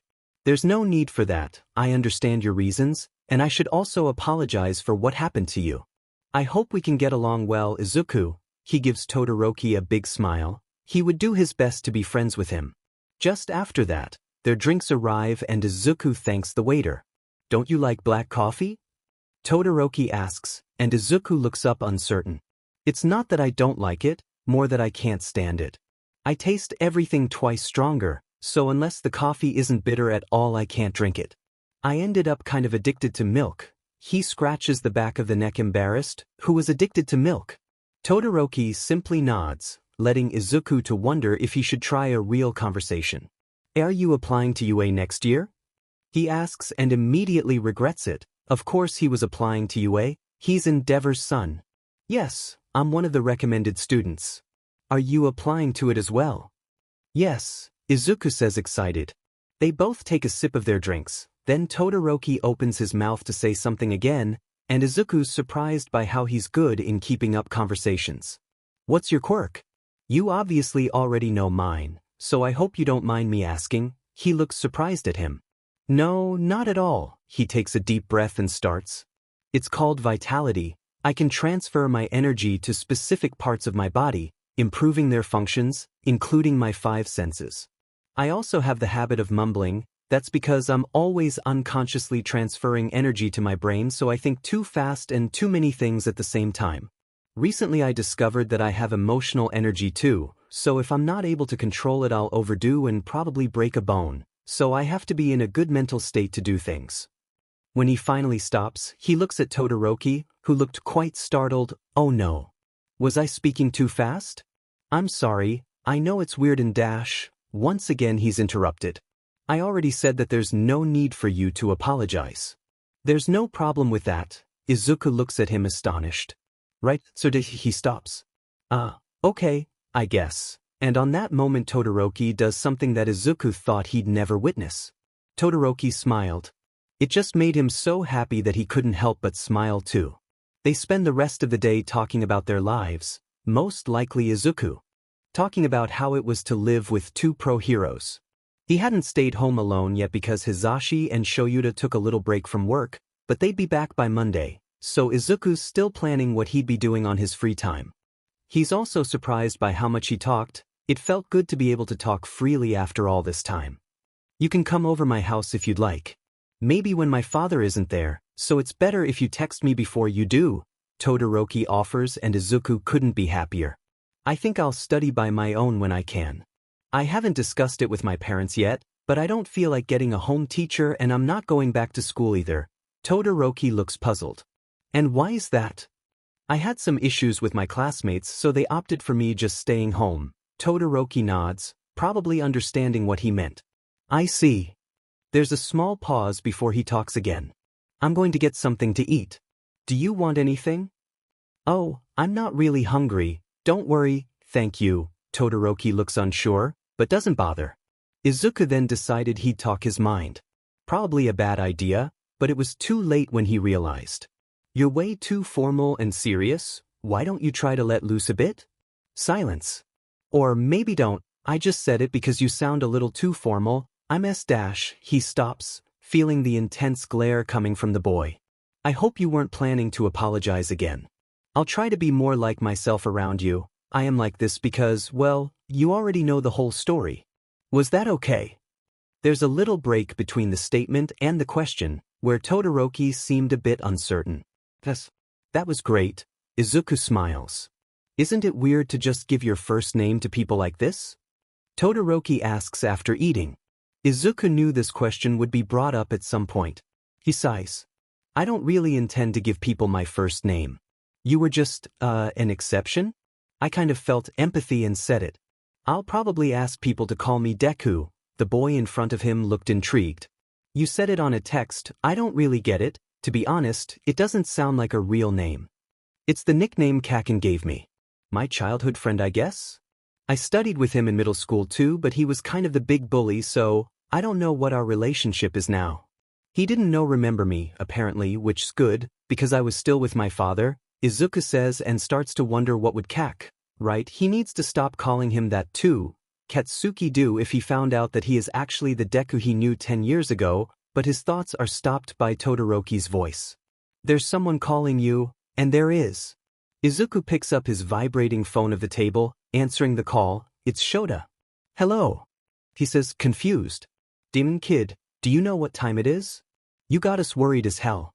I'd appreciate if you'd come home, it's already getting dark. Izuku takes his phone away of his ear, to look at the time. Sheet, he mumbles. 6:07 p.m. it said. Okay, I'm coming, I'm sorry, I lost track of time. He can hear Shoto sighing on the other side. It's fine, just come back already, he says before hanging up. Got to go? Todoroki asks flatly. Yeah, I'm sorry too, just leaving like this. The boy eyesides him, but doesn't say anything. Right. See you next time? I'll probably text you, but I don't know, he says getting up and being followed by Todoroki. Mind if I accompany you? Izuku looks confused. Sure, any reason in specific? To his jolt, Todoroki scratches the back of his neck, embarrassed. I kind of want to see who you're living with. You talked really well about them but never who they were, but if you don't want me to go it's okay. Oh no, Izuku exclaims. It's fine. I just hope you don't have a problem with same-sex marriage. Izuku knows that Hisashi isn't recognizable when comfortable at home, hair down and normal glasses, plus, chances of Todoroki knowing Eraserhead were lower than 10%. Izuku quietly hoped that Todoroki wouldn't recognize him. He'd be in a lot of trouble. Oh no, I like boys too, Izuku chokes. You sure are direct. They start walking back, Izuku leading. Is that a bad thing? I just thought I could tell you, we do have a lot in common. At least I think so. Izuku curses himself under his breath. Well, it depends on who you're talking to. I really appreciate it, he smiles. Todoroki simply nods. Their walk home was silent, but not an awkward one, a comfortable one. Getting there, Izuku takes a deep breath and knocks the door, which is opened by a tired-looking Shoto. You're late, problem child. Then he notices Todoroki. And he stares. I'm Todoroki Shoto, sir. It's nice to meet you. Izuku holds back a nervous smile. Why did he agree with this again? And why are you here? Before Izuku could say anything, Hisashi loudly comes to sight. Don't be rude, Shoto. Come in, kids. They timidly walk in, Izuku trying to decide if he wants to laugh or cry. and Todoroki thinking if he should be afraid of the dead-looking man that greeted him. They sit on the table. Shoto stands up, his arms crossed. "So?" he asks, breaking the obnoxious silence. He just wanted to accompany me home," Izuku says, trying to chill the tension. "See, Sho? Nothing to worry about. Now can you please stop staring at the kid like you want to kill him?" Shoto sighs, sitting along. "It's not like I don't want to," he mutters loud enough to be heard. "Shota." Izuku giggles. "Okay, I get it. Now, Izuku, mind telling us why he's here?" "And you know what I mean." He gulps and looks away. It's not like he knows you both. He feels an intense stare towards him, suddenly remembering one of the times Hisashi hit him for being unpleasant. "And I trust him. Sorry for not asking if I could." "It's totally fine. Want to stay for dinner, kid?" Hisashi asks Todoroki, a smile on his face. "No, thank you. I have to be home in 15 minutes. Izuku looks at him worried, trying to push away the flashback. "Yeah, it's better if you don't be late." He knows that what he says sounds like another thing, but he doesn't want Todoroki being punished because of him. "Okay then. It was great to meet you. You should come more often." The voice hero says, getting up, making all of them but Shoto to do the same. Izuku walks along Todoroki to the door, where he says goodbye. "I'll text you, take care." Todoroki nods with a tiny smile, turning his back and walking down the stairs. Izuku closes the door and turns around. Shoto was intensely staring at him, and Hisashi had the dumbest grin he ever saw. "Oh, don't even start. I know what you're going to say, so don't." If even possible, the Hisashi's grin grows wider. "Oh yeah? So mine to explain." Izuku growls, throwing himself on the couch. His dad is like extremely restricting with him. "I just don't want him to be in trouble because of me." Shoto wearily sighs, walking to him and sitting on the other couch. "Right, kid? So you seem to have succeeded and really well on your goal. How did it go?" Izuku gets up excited. "It was great. At first I thought he was all serious. In the end I found out he's not even straight." Both his parents choked. "Just like that?" Hisashi laughed at him. "Yeah. He's pretty sincere." Then the memory is back to his mind. He curses. "Is there something bothering you?" Hisashi asks, Shoto watching them. "I'm sorry that I just brought him here without asking you guys. Maybe he could have recognized you. I was just so happy that I had a new friend that I didn't even think about it." Shoto sighs, making Izuku more scared than before. Hisashi smiles. "It's fine, Izu, you can bring him more times. Just, avoid it when we're not home." Izuku nods, smiling. There's no need to be anxious at all. After that, Izuku was forced to eat half of the dinner that, this time, Shoto helped Hisashi to prepare. He made his hygiene and went to bed, mentally preparing himself. Tomorrow he'd start a completely new schedule and a whole new different training. Because starting tomorrow, he is going to do his best to reach his dream. Midoriya Aizawa Izuku is going to be a hero. We can't just let him like that. He might tell heroes or whatever the sheet and we're fed. He'd easily behave with a torture and dash. He suddenly felt an intense staring and stopped talking. "Forget the kid, Hisashi. The only one I'll get rid of will be you if you don't obey me. We already moved to this place, he won't find us here. Now, I'll introduce you to the new prodigy, Shigaraki Tamura." A gray-haired boy entered the room, and even not being able to see his face, Hisashi was sure that he was smiling. "Yo." 10 months passed and a lot of things changed. Izuku actually slept 6-7 hours per day, and could eat 2 whole meals too. But regardless that, he improved a lot. He trained every day, with or without Shoto's or Hisashi's help.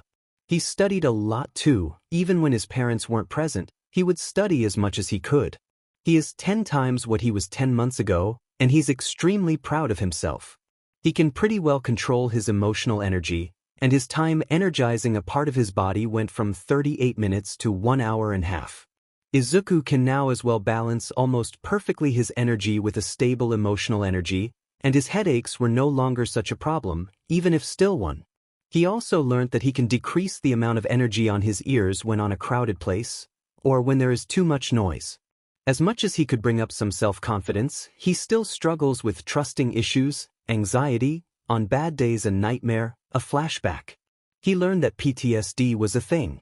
He's glad that he was able to improve so much, with Shuta's, Hizashi's, Aunt Nemuri's, she's obsessed with his cuteness, Uncle Toshi's, he always gave the best advice, and even better, he was All Might's closest friend, and for sure Shoto's help. Without them, he would obviously not be the person he is today. Most of his thanks go to Shoto, because he understands him. And talk to someone who understands is better than just vent to people who'll just tell you that it'll be okay. His relationship with him was a lot better too, they were really close now. Best friends, Izuku'd say. The boy knew his whole life, since his Biartich until the present days. It was the UA's entrance exams morning. Izuku woke up as hyperactive as ever. He gets up and dresses his daily clothes, heading to the kitchen, where Hisashi was preparing breakfast. Little listener, can you tell Shoyuta that breakfast's ready? I'll set the table, Izuku nods. Not wanting to get up, he decides to do something easier. Dad, breakfast is ready. His voice getting lower each letter, when Shoyuta finally appears on the hall with a straight face.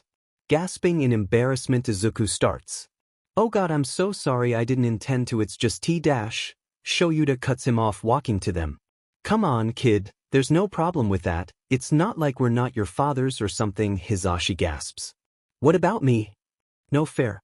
I want to be called Dad too. Izuku smiles without knowing what to say, he couldn't think of a way to call him other than. I'll call you Pa, he says on an almost whisper. Yeah, Shoyuta sighs, even though Izuku could see that he was hiding a smile. Hisashi. The kid, Izuku once again laughs, gosh, he's so happy. Oh right, sorry. A great way to start the day, he thinks, eating his eggs, once ready. Calm down, kid, you've been twitching your fingers the whole morning. Hisashi and I will be there, we still having 1 hour until it begins, and you will do fine. You are like All Might compared to what you were 10 months ago, I'm sure you'll do just fine on the exam. Shoyuta assures him. Yeah. Shuta's right. I bet you can at least get top 3. So cheer up.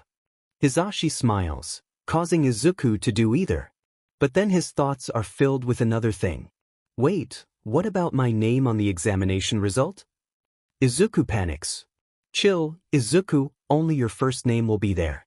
If anyone asks, Nedzu already has an excuse and no commotions will happen. You can introduce yourself with a nickname too or whatever, Shoyuta calmly says. Izuku sighs in relief. He takes a deep breath. Thanks, he murmurs before turning back his attention to the eggs. He is in front of UA now. Not like any other day of intense training, but to finally see if he can become a hero. His dads already walked in to prepare themselves, and he was left by the big gate in front of him. Taking a long deep breath, out of my way, he freezes. Looking behind him, Katsuki stands staring at him, but he doesn't move. No, he doesn't obey to Kaken's orders anymore. He's not the same Deku. Get out of my way or you're dead. Oh. Izuku doesn't move. Almost taking him down, Katsuki passes him without a word. Well, it looks like I wasn't the only one who changed attitude. I hope you're better now, Katsuki, he thinks, finally being able to walk, but then he trips.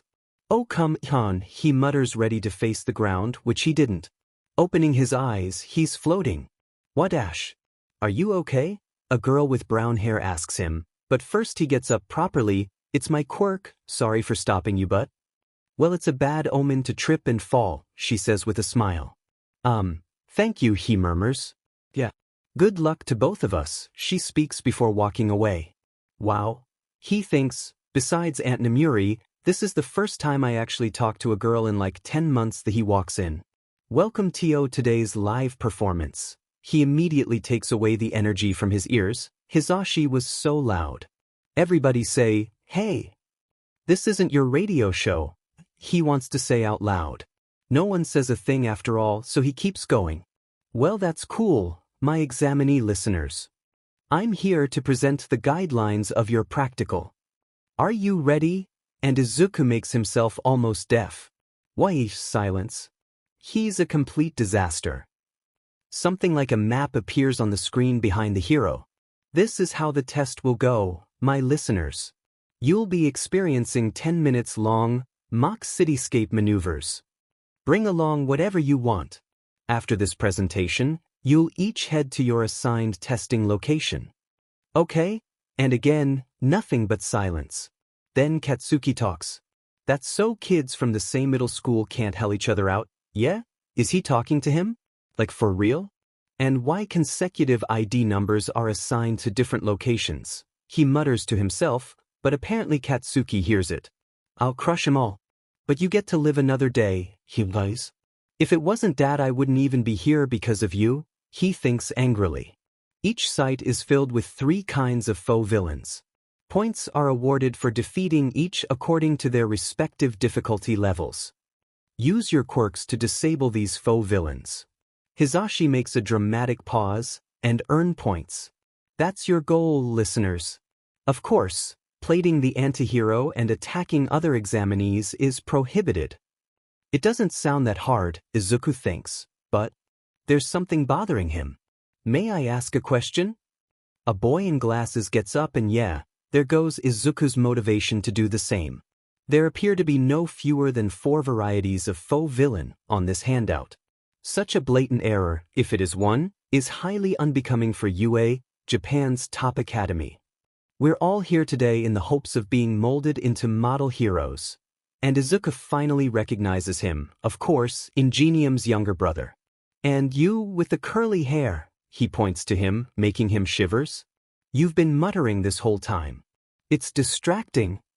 If this is some sort of game to you, then please leave immediately, he's been muttering. Sorry. He can see Hisashi twitching his eyes. Alright. Examinee 7111, nice catch. Thanks. But the 4th faux villain variety gets you 0 points. He's more of an obstacle. Have you all played Super Mario Bros? It's kind of like a thwomp. Only one at each site. A gimmick that'll rampage around in close quarters. People saying things like it being just like a video game, but Izuku kind of already knew this. Of course he didn't know about the whole test, but it's inevitable to hear some things about it sometimes. Thank you, sir. I apologize for the interruption, the boy says, sitting down. That's all from me. I'll leave my listeners with our school motto. The great hero Napoleon Bonaparte once said, true heroism is being superior to the ills of life. Plus ultra. Break a leg, everyone. Once already changed clothes, Izuku heads to the city. So big. He hasn't been on this side of UA before, as he just came for his training. Then Izuku sees the girl from before, so he walks to her to thank her once again. That girl seems to be doing some kind of meditation. Why you here? Hoping to interfere, Diamond, this boy won't mind his own business. I was hoping to thank her for something she did to me, so please, don't jump into conclusions when you don't even know me. He spits out angry. He's not on the mood to this things. Gosh, he only wants to take the exam. The boy seems surprised, but before being able to say anything, and begin. What's wrong? The test started. Run. F dash. This is not a good start. So he runs. He focuses his energy on his legs and runs. The die is cast. It's not hard to blow up the villains. They're all machines, not that strong, so far he hasn't broken no bones. 28 points, he hears the girl from before. 45 points, and the boy. 32, someone says from behind. Izuku counts it's fine. He can do it. Such a wide battlefield and limited time brings out the best in them. There are those who can assess the situation in an instant, the intelligence gatherers. Those who'll never be late to the party, mobility experts. Those who can cope with any given situation, decision makers. Those who are natural-born warriors. And then there are those who will do their best to win over any situation. The abilities needed to preserve peace in our cities are judged by the points they earn. It begins now. This year's quite the bumper, see, huh? One says. No way to know yet. Maybe yet. But this should tell us more to gimmick that'll rampage around in close quarters. It's completely overwhelming. People show their true colors when they face that thing. There are a lot of expectations. We believe in you, Izuku, two certain pro-heroes murmur on the room. Is that the zero-pointer? Izuku gasps. Too bad I won't gain anything from it, he says, walking away. Ow, he looks at his back. The girl is there on the floor. Sheet. When there's nothing to be gained, raising to the challenge at those times is surely the mark of a true hero. He's not emotionally prepared, Diamin, before realizing his whole energy is focused on his arms and legs and the zero-pointer is down. If it couldn't get any worse, he's falling. Falling. Phew, I'm falling. And his arm is broke. Can this get any worse? It's been 10 months and he couldn't contain it. He feels like he didn't improve at all. But before facing the ground, he is slapped on the face. And don't fall. Bless this girl and her quirk. Release. She brings her fingers together, and he faces the ground. Well, at least it's not that painful. It's all over. He can hear voices of all different people around him, but the pain on his arms won't allow him to move and see a thing. Well done, good work. Haribo candy for all, eat up. And Chio. That mademoiselle. She's the backbone of you, some boy says. Izuku can't see him though. Won't you stop being so reckless, boy? She says, getting closer. I'm an old woman, you know, I can't always come to heal you. He giggles. Then she gives him her kiss, immediately healing his arms, so he calmly closes his eyes. Are you really sure you don't want to know the results, Izuku? Hisashi asks him while he's spacing out during dinner. I'm sure, Pa. It's the 7th time on the week you ask me this. I don't want to have privileges just because you both work there.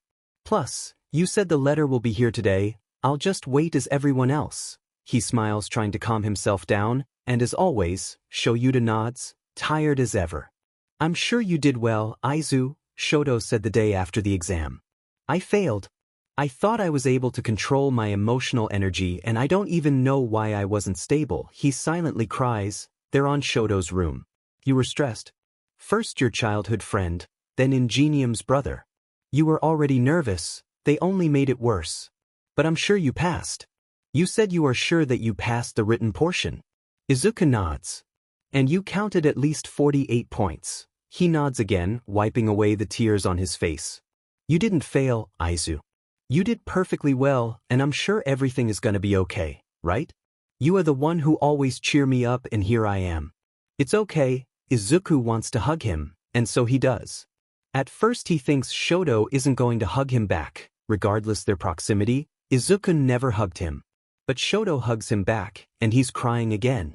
Izuku. Izuku, the letter. It's here. Hisashi screams, walking in his room, leaving it with him and walking out. Izuku stares at it for some seconds, taking a deep breath and opening it. A small projector falls from it, making a screen appears in front of him.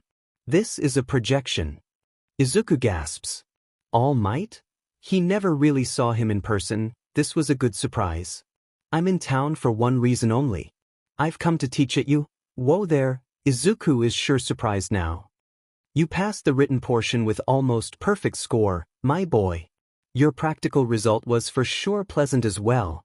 But did he pass? But that's not the end of the story. Let me entertain you. Please watch the screen. Then the brown-haired girl appeared. Excuse me, but... She came to see us right after the test. Why yes? Stay tuned. All Might interrupts, getting him impatient. That curly-haired boy. With freckles. You know the one. Really plain looking. Can you give me some of the points I earned? What? It felt like he gave up on many points when he rescued me. I want to reciprocate what he did for me. All Might comes back to screen, but Izuku already lost his words. You've moved others with your actions. That boy.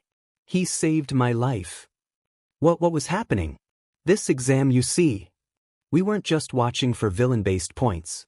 A hero course that rejects those who do the right thing is no hero course at all. Think this is all for the cameras? Think what you want. In this job, you risk your life and put money where your mouth is. What the hell? Rescue points were also a factor here. Another fundamental way for UA to evaluate you. 60 rescue points for Izuku. And while at it, 45 for Uraraka Ochako. What the F dash? Drin. Come now, Izuku. This will be your Hero Academy. A table of points appears.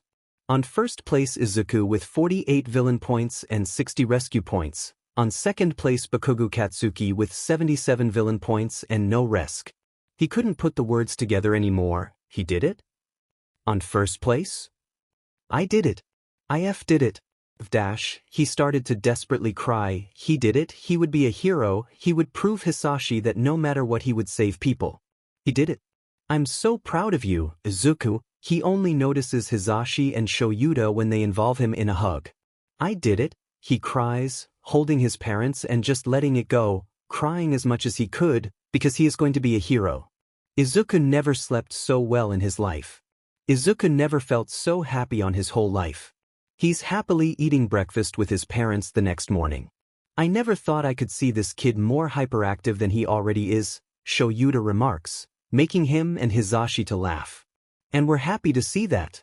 Seeing you happy makes us happy, little listener. Oh, and now that I recall, Nemuri and Toshinori are coming to visit you today. We're all gonna celebrate your success. Izuku smiles. Can I call Shoto? He timidly asks. I'm telling you, Zashi, that kid is going to get us in trouble someday. Ignoring Shoyuta, Hisashi nods. Sure thing. But what does Dad mean with dash? Izuku is interrupted. Then they love to do it. Anyways, they're coming anytime now, so I'd recommend you both to eat faster. Shoyuta stops for a moment. Are you serious? He sighs, more tired than usual, and finishes meal, leaving Izuku to stare at the food in front of him. I can't eat more than this. Both look at him. But you barely ate half of it. Hisashi exclaims. I know I just can't, I'm sorry. I can save it for later if dash. No. Food is better when warm. I'll take care of the dishes. You can go change and send a text to Todoroki telling him that he can come already, the blonde says, getting up and taking his plate to the sink. He nods and walks to his room, already texting Shoto. He changes his clothes, and when he sits on the couch someone is behind the door. He excitedly opens it before even them to knock the door. Aunt Nemuri, he greets her with a hug. I'm so proud of you, Izuku. I bought you something too. He looks at her in curiosity. What about me, my boy? Someone says behind her, reminding Izuku of Toshinori. Uncle Toshi. Sorry I forgot about you, he jokes, giving him a tight hug. You see, Toshinori, my gifts always buy the kids attention. Izuku laughs, and Shoyuta closes the door. We really can never guess what you're giving him next time you visit. They all sit on the living room, Izuku on the floor, opening the package. Oh my, I'm going to wear this right now. Izuku runs to the bathroom with the gift on his hands, leaving behind 3 confused men and a laughing woman. When he comes back, wearing a more than proud smile and his hands on his waist, he's wearing a onesie, but not a normal one. This onesie is an Eraserhead onesie. What is the underground hero's reaction? Hisashi is laughing really loudly, Nemuri is taking pictures, and Toshinori is holding back a laugh. Izuku walks to them, all smiles. Thank you so much, Aunt Nemuri. I loved it. Shoyuta just stares. How the f did you get that, Nemuri? She only laughs. Oh come on, Shoyuta, you know I ordered it myself. I have my ways. And I know you like it. Izuku knows he does. And that's why he's proud. Before any of them say anything else, there's a knock on the door. I'll answer it. Izuku says, opening it, where Shoto stands staring at his clothing. Oh my god, then he laughs.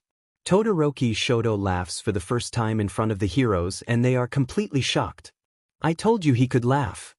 They come in, both smiling, and Izuku closes the door. Who gave him it? Shoto asks, sitting with him on the floor, legs crossed. I did, and I don't regret a thing, kid. Just look at him. Nemuri proudly answers. Congratulations, this is the best thing I ever saw him wear. Just when they thought they couldn't get more from the boy, he says that. Izuku can only laugh. Hey, I'm not that bad. And oh boy. Oh, Izuku, I have bad news for you. They all looked at him with the same look on their eyes, joy. On that day, they all felt like they were part of a happy family, eating and having fun together, and Izuku never felt so loved. Izu. We're gonna get late, come on. He hears Hisashi call him from the living room. I'm coming. Picking up his phone and tying his shoelaces, he runs to his dad's with a smile. Let's go.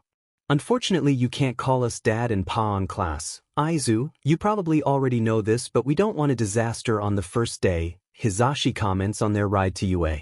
It's fine. I'm just struggling to decide if I'm really going to give Deku as my name to people. As Shoyuta is driving, Hisashi turns to look at him, as asking for more. Like, that's the name my bullies gave me. And my childhood friend. But I think he just started calling everyone by it after I disappeared as a try for me to just vanish off his mind. Hisashi looks puzzled when Shoyuta speaks. I don't think it's bad. You're being ironic by giving people that name, because it'll eventually lose its meaning. You're only proving them that you don't care, you're better than that, the voice hero gasps. I thought you were bad with words? I like that, like, a lot. Izuku smiles. I think he can be pretty good at talking when he wants to. Where is 1A again? Izuku asks himself. His fathers are probably already on the teacher's room, but he forgot what were the exact direction Hisashi gave him. Found it, he stops at the door. Please, no Katsuki, no Ingenium's brother. Please, closing his eyes and opening the door. When he opens it again, there they are, both of them. He sighs. Remove your foot from that desk. Such an action is insulting to those who came to UA before us as well as the craftsman who made the desk. Oh, he's messing with Katsuki. Like I care. What middle school are you from, you extra? Izuku tries to quietly look for a desk, but can't ignore them. I'm from semi-private academy. My name is Ida Tenya. Oh, so his name's Ida, nice. Semi? A stuck-up elitist, then? I should blow you to bits, and there he goes. You're awful, do you really wish to become a hero? And when Izuku thinks he's going unnoticed, Ida turns towards him. Hey, it's you. I'm Ida Tenya from Semi-P-. I heard you before. I'm Deku, pleased to meet you, Ida. There's a small pause, just enough to Ida to notice. You got first place on the exam, didn't you? The one with only one name on the table of points. You perceived the true nature of that practical exam while I did not. I misjudged you, I hate to admit it, but you were the superior candidate. Wow, he talks a lot, doesn't he? Again, when he finally thinks he can find a chair. That curly hair, the plain-looking boy. It's the girl with brown hair again. You got in, just like Present Mike said. Izuku smiles. Yeah. I have to thank you for speaking on my behalf. And for not letting me fall too. Twice. The girl kept talking, so we've got our entrance ceremony and guidance sessions. Today, yeah? I wonder what our teacher'll be like? Boy, I'm nervous. Oh, poor her. Izuku wonders if he'll come inside that sleeping bag of his. If you're here to socialize, then get out. Oh gosh, there he is, this is. He pulls a packaging plastic juice, out of nowhere, drinking it all, the hero course. It took you 8 seconds for you to quiet down. This is a precious resource, you lot aren't very rational, are you? Wow, Shoyuta is really tough. I'm your homeroom teacher, Aizawa Shoyuta. Pleased to meet you. Your face doesn't agree, Izuku thinks, trying not to laugh.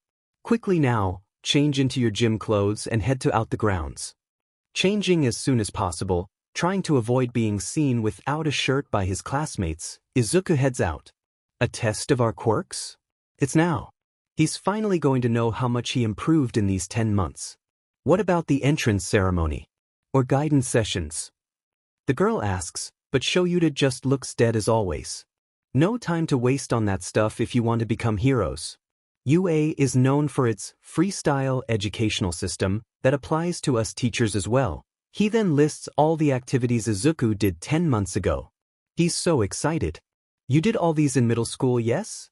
Your standard no quirks allowed gym tests. Bakugo, how far could you throw in middle school? Oh, Shoyuta chose him.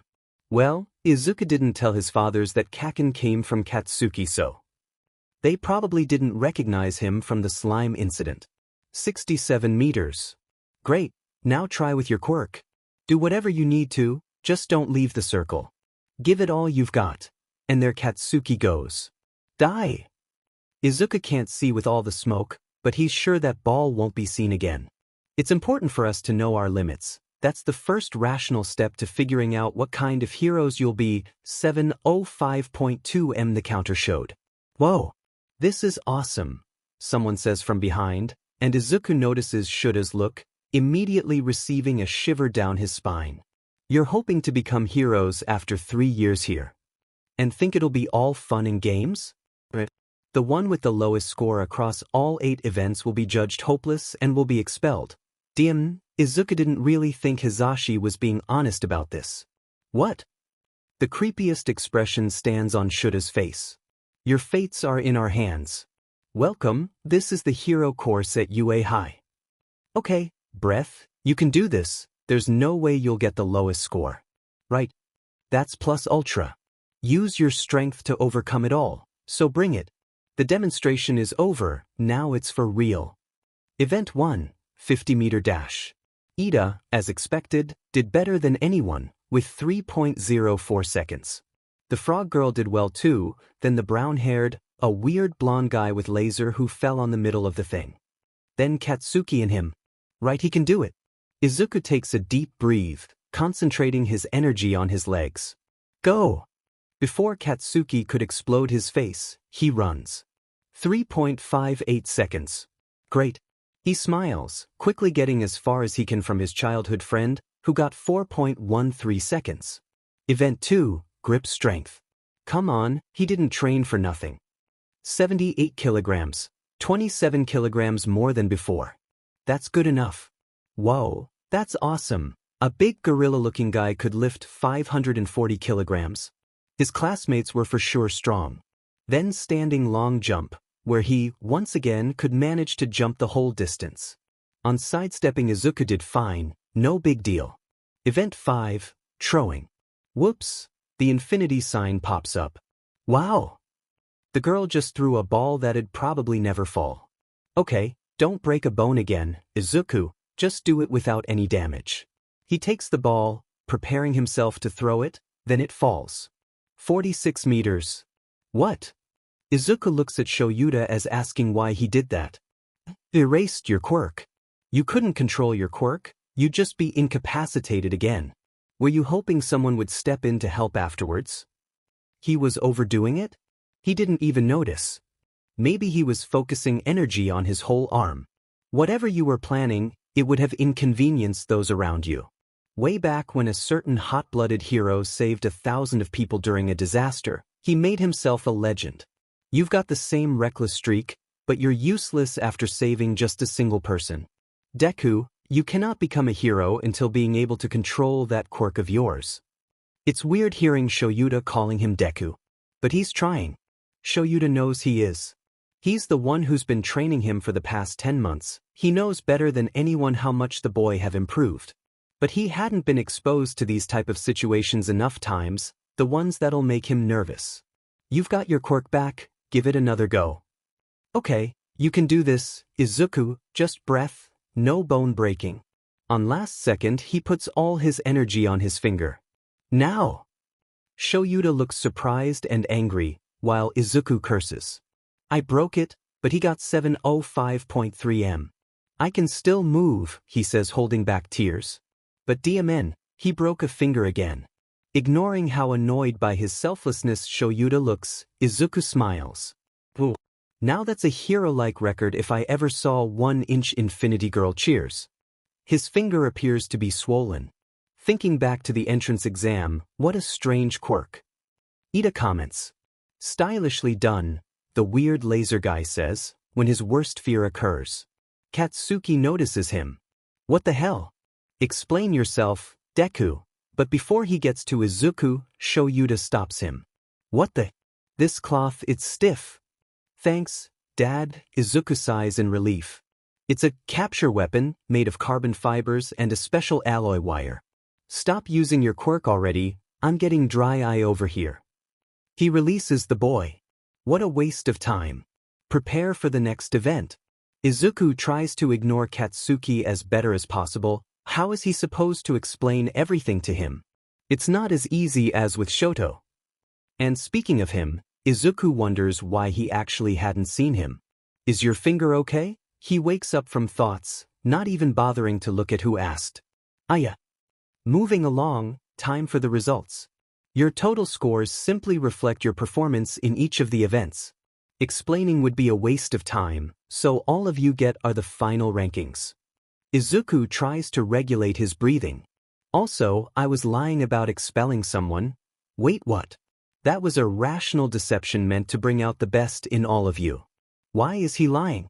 Izuku's sure that he expelled the whole class last year. Anyway, we're done here. Your documents about the curriculum and such are back in the classroom, give them a look. Deku, have Recovery Girl fix you up. Tomorrow's trials aren't gonna be any easier. He takes the authorized paper from Shoto's hand, nodding. And when he finally takes a look on the results, there he is on 3rd place. Yeah. He cheers with a smile, right after starting to look for Shoto, who got 2nd place. I'm dead, Izuku says walking beside Shoto on their way home. I'm sure you're not, he chuckles. I know, right? It doesn't even look so, the Granette says trying to catch a laugh from the other, who only provides him a small grin but enough. How's your finger? Ida appears behind him holding his shoulder, making Izuku jumps on his place. Whoa there. It's fine, thanks to Recovery Girl. Shoto just walks beside him, not saying a word. Izuku assumes Ida just didn't notice him as he keeps talking. But Aizawa-sensei sure fooled us. He made me think this is how it is at the top. But our own instructor deceived us like that. I thought he was just kind of rude. But Ida isn't that bad, Izuku thinks to himself. Hey, you 3, headed to the station? Wait up. They stop, turning around. Ah, Infinity Girl. Ida speaks up. I'm Uraraka Ochako. You're Ida Tenya, Deku Izuku? And you?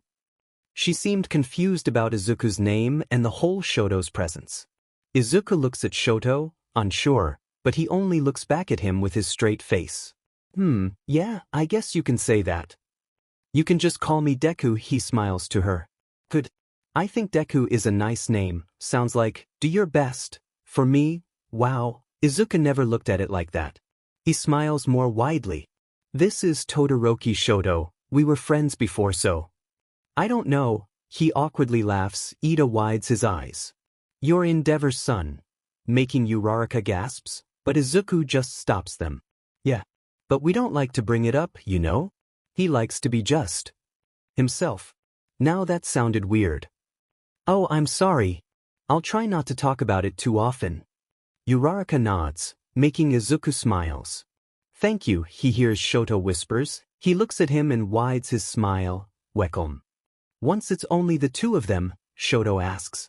Why are you walking home? Izuku looks at him confused, just to realize what he meant by that. But they said that how it's only the first day they're gonna be late, you know, teacher stuff. The boy nods in understanding. I sure didn't expect one of your dads to be our homeroom teacher, Izuku giggles. Right? They're all there. Dad, Pa, Aunt Namuri, Aunt Chio. Only Uncle Toshi isn't at Yue. Shoto sighs. Now that I recall, I still can't believe how I didn't recognize Present Mike when I walked you home that day, Shoto says in disappointment. It's not that easy though. Pa's very different when he's home from what he's at work. I mean his hair. Shoto smiles, making Izuku do the same. They stop by Izuku's apartment. Thanks for coming with me. See you on school tomorrow. Shoto nods, turning around and walking home. Izuku goes up the stairs, pulling the key of the apartment out of his bag, opening the door quietly. I'm home, he walks to his bedroom, taking some files of his bag and sitting on the writing desk. He took the students' files of Shoto's things to know them better, knowing it would give him a lot of privileges, but it was something he was planning to do long time ago. I already put it back on place, Izuku says at dinner, when Shoyuta asks about it, making him sigh. Why do you need those at all, Aizu? Hisashi asks. I just wanted to know them, their quirks, more about them. I know it isn't right, but it's kind of a habit, you know, from back there. Sorry. He really couldn't help it. The fact that he didn't know nothing about the students made him uncomfortable. Now that he knows everyone, he's just fine. But it's creepy, he thinks to himself, shrugging. I don't think it's creepy, little listener. It's okay to do that, it's kind of a collateral effect of everything that happened, I guess. Hisashi says, making him smile. I can't believe you broke your finger again, by the way. Hisashi says. I know. I overdid it again, sorry. Too nervous. They look so concerned it hurts. Izuku thinks poorly. Right, no need to apologize, only get better. Now let's eat, you must be tired and there's more coming tomorrow. Shoyuta says and starts eating, Izuku and Hisashi doing the same. I'm so excited. Uraraka says during lunchtime, the other day. Izuku, Shoto, Ida and Uraraka are all sitting together on table. Indeed. It's remarkable the fact that All Might will be our teacher. Izuku cheers on his place. Right? He's my second favorite hero.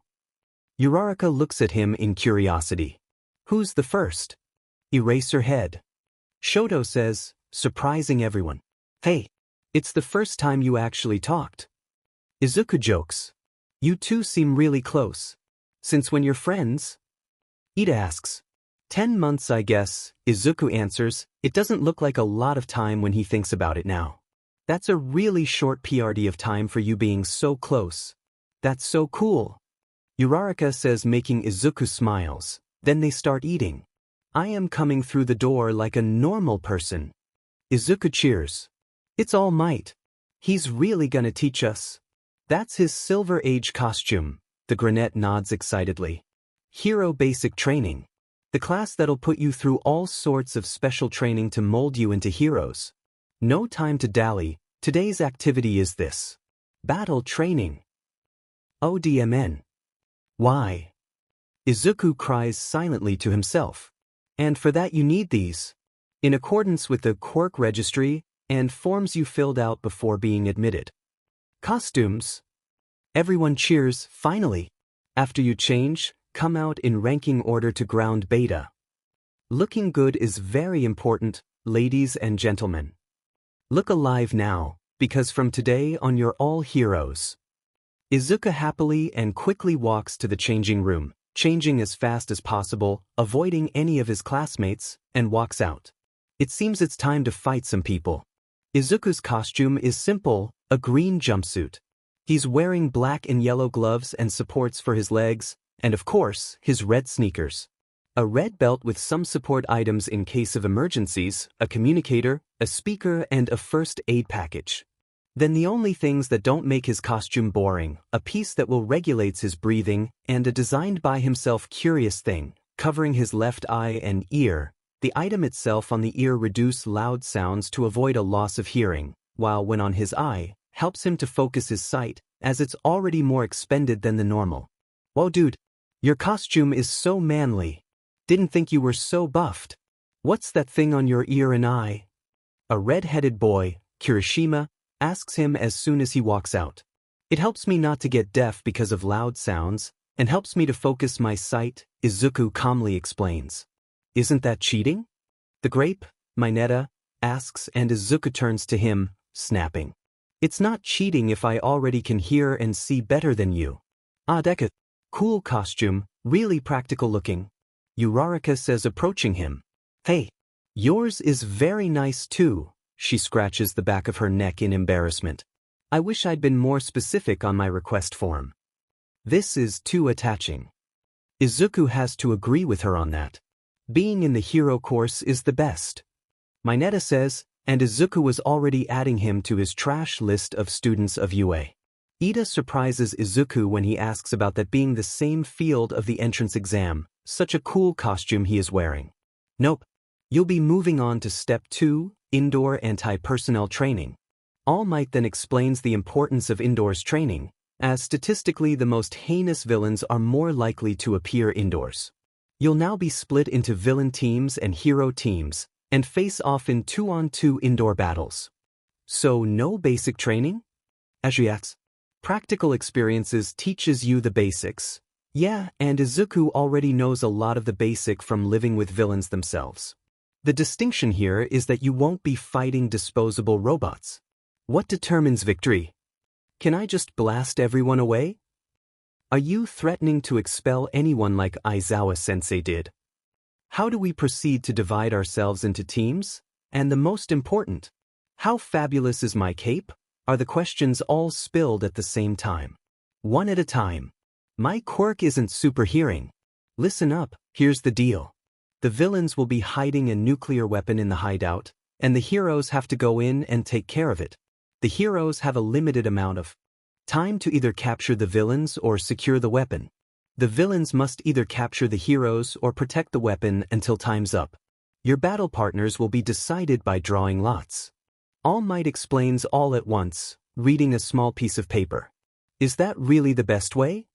Ida asks, making Izuku pulls up a finger.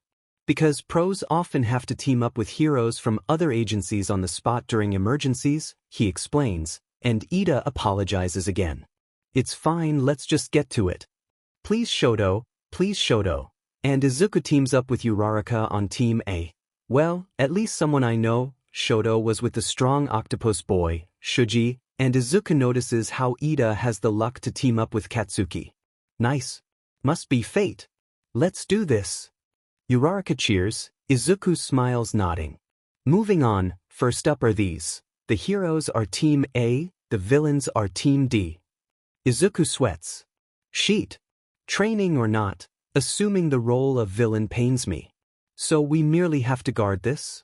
Katsuki completely ignores him. So Deku has a quirk. Ida looks at him intuitively and confused. You saw his monstrous strength and speed, no? Although it puts him at a risk. I'll ask you not to charge straight at Deku. Katsuki stares at the ground furious. That med nerd. Are you okay, Deku? You seem nervous. Izuku twitches his fingers. Well, we're up against Katsuki and Ida, and I don't have a good past with Katsuki. I have a plan. Wanna hear? Uraraka looks at him eagerly. Sure. He takes a deep breath. Here, Katsuki will most likely come after me the immediate moment we enter the building. You have to go after the bomb, it'll be probably on the last floor. Ida will be protecting the bomb, he's fast, you can't just tie him, so try not to be seen. If you are, just warn me, I'll work out plan B. I'll enter for one window, you go through another one after I'm in. Katsuki won't notice you if he's fighting me. I'll be destroying the floors if you're seen, it'll be easier that way. While Ida dodges everything you can catch the bomb, I'll warn you, so grab on a pillar. This is plan B. Plan C is for the case I'm catch. You make Ida run directly to walls, throw it on him and run to the bomb. Don't let Katsuki get to you. Don't worry about being catched too, I have a plan for that case. Whoa, you're a really quick thinker, so smart. Uraraka gasps. Thanks. So, ready? Asks a bit embarrassed as they get closer to the building.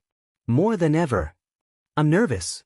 This way I'll destroy all my bones. Izuku stops and leans down, breathing deeply, concentrating. He's here.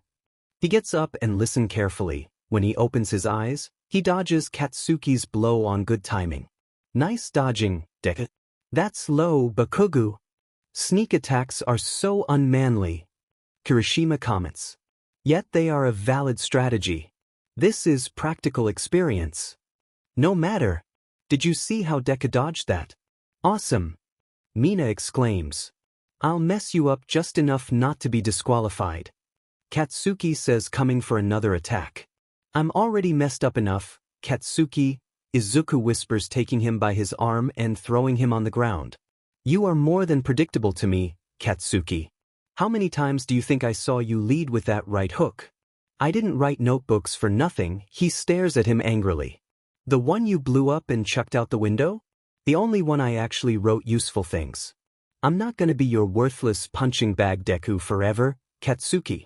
I'm the Deku who always does his best. He screams, all his emotions on his head, already cursing his instability. It sees me off. You spout that CRP all while scared out of your mind. Darn that Bakugo. Running off on his own, what could he be thinking? Really? Ida sadly says, trying to understand what was happening down there.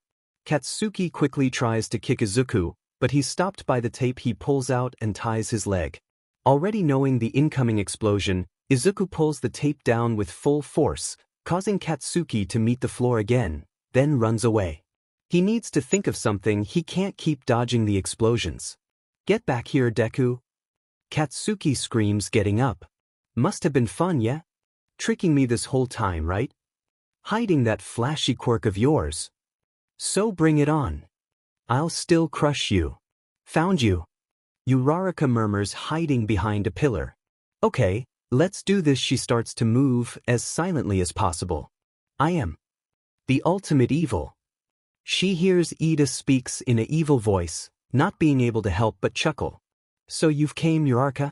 I calculated as much once Bakugo ran off on his own. I know your quirk allows you to levitate objects you touch. So before you arrive, I enacted a counter-strategy against you by removing all objects on this floor. Your little tricks won't work here. You've miscalculated, hero. Ida laughs in a maleficent way. He's really getting into it. She turns on her micro-transceiver.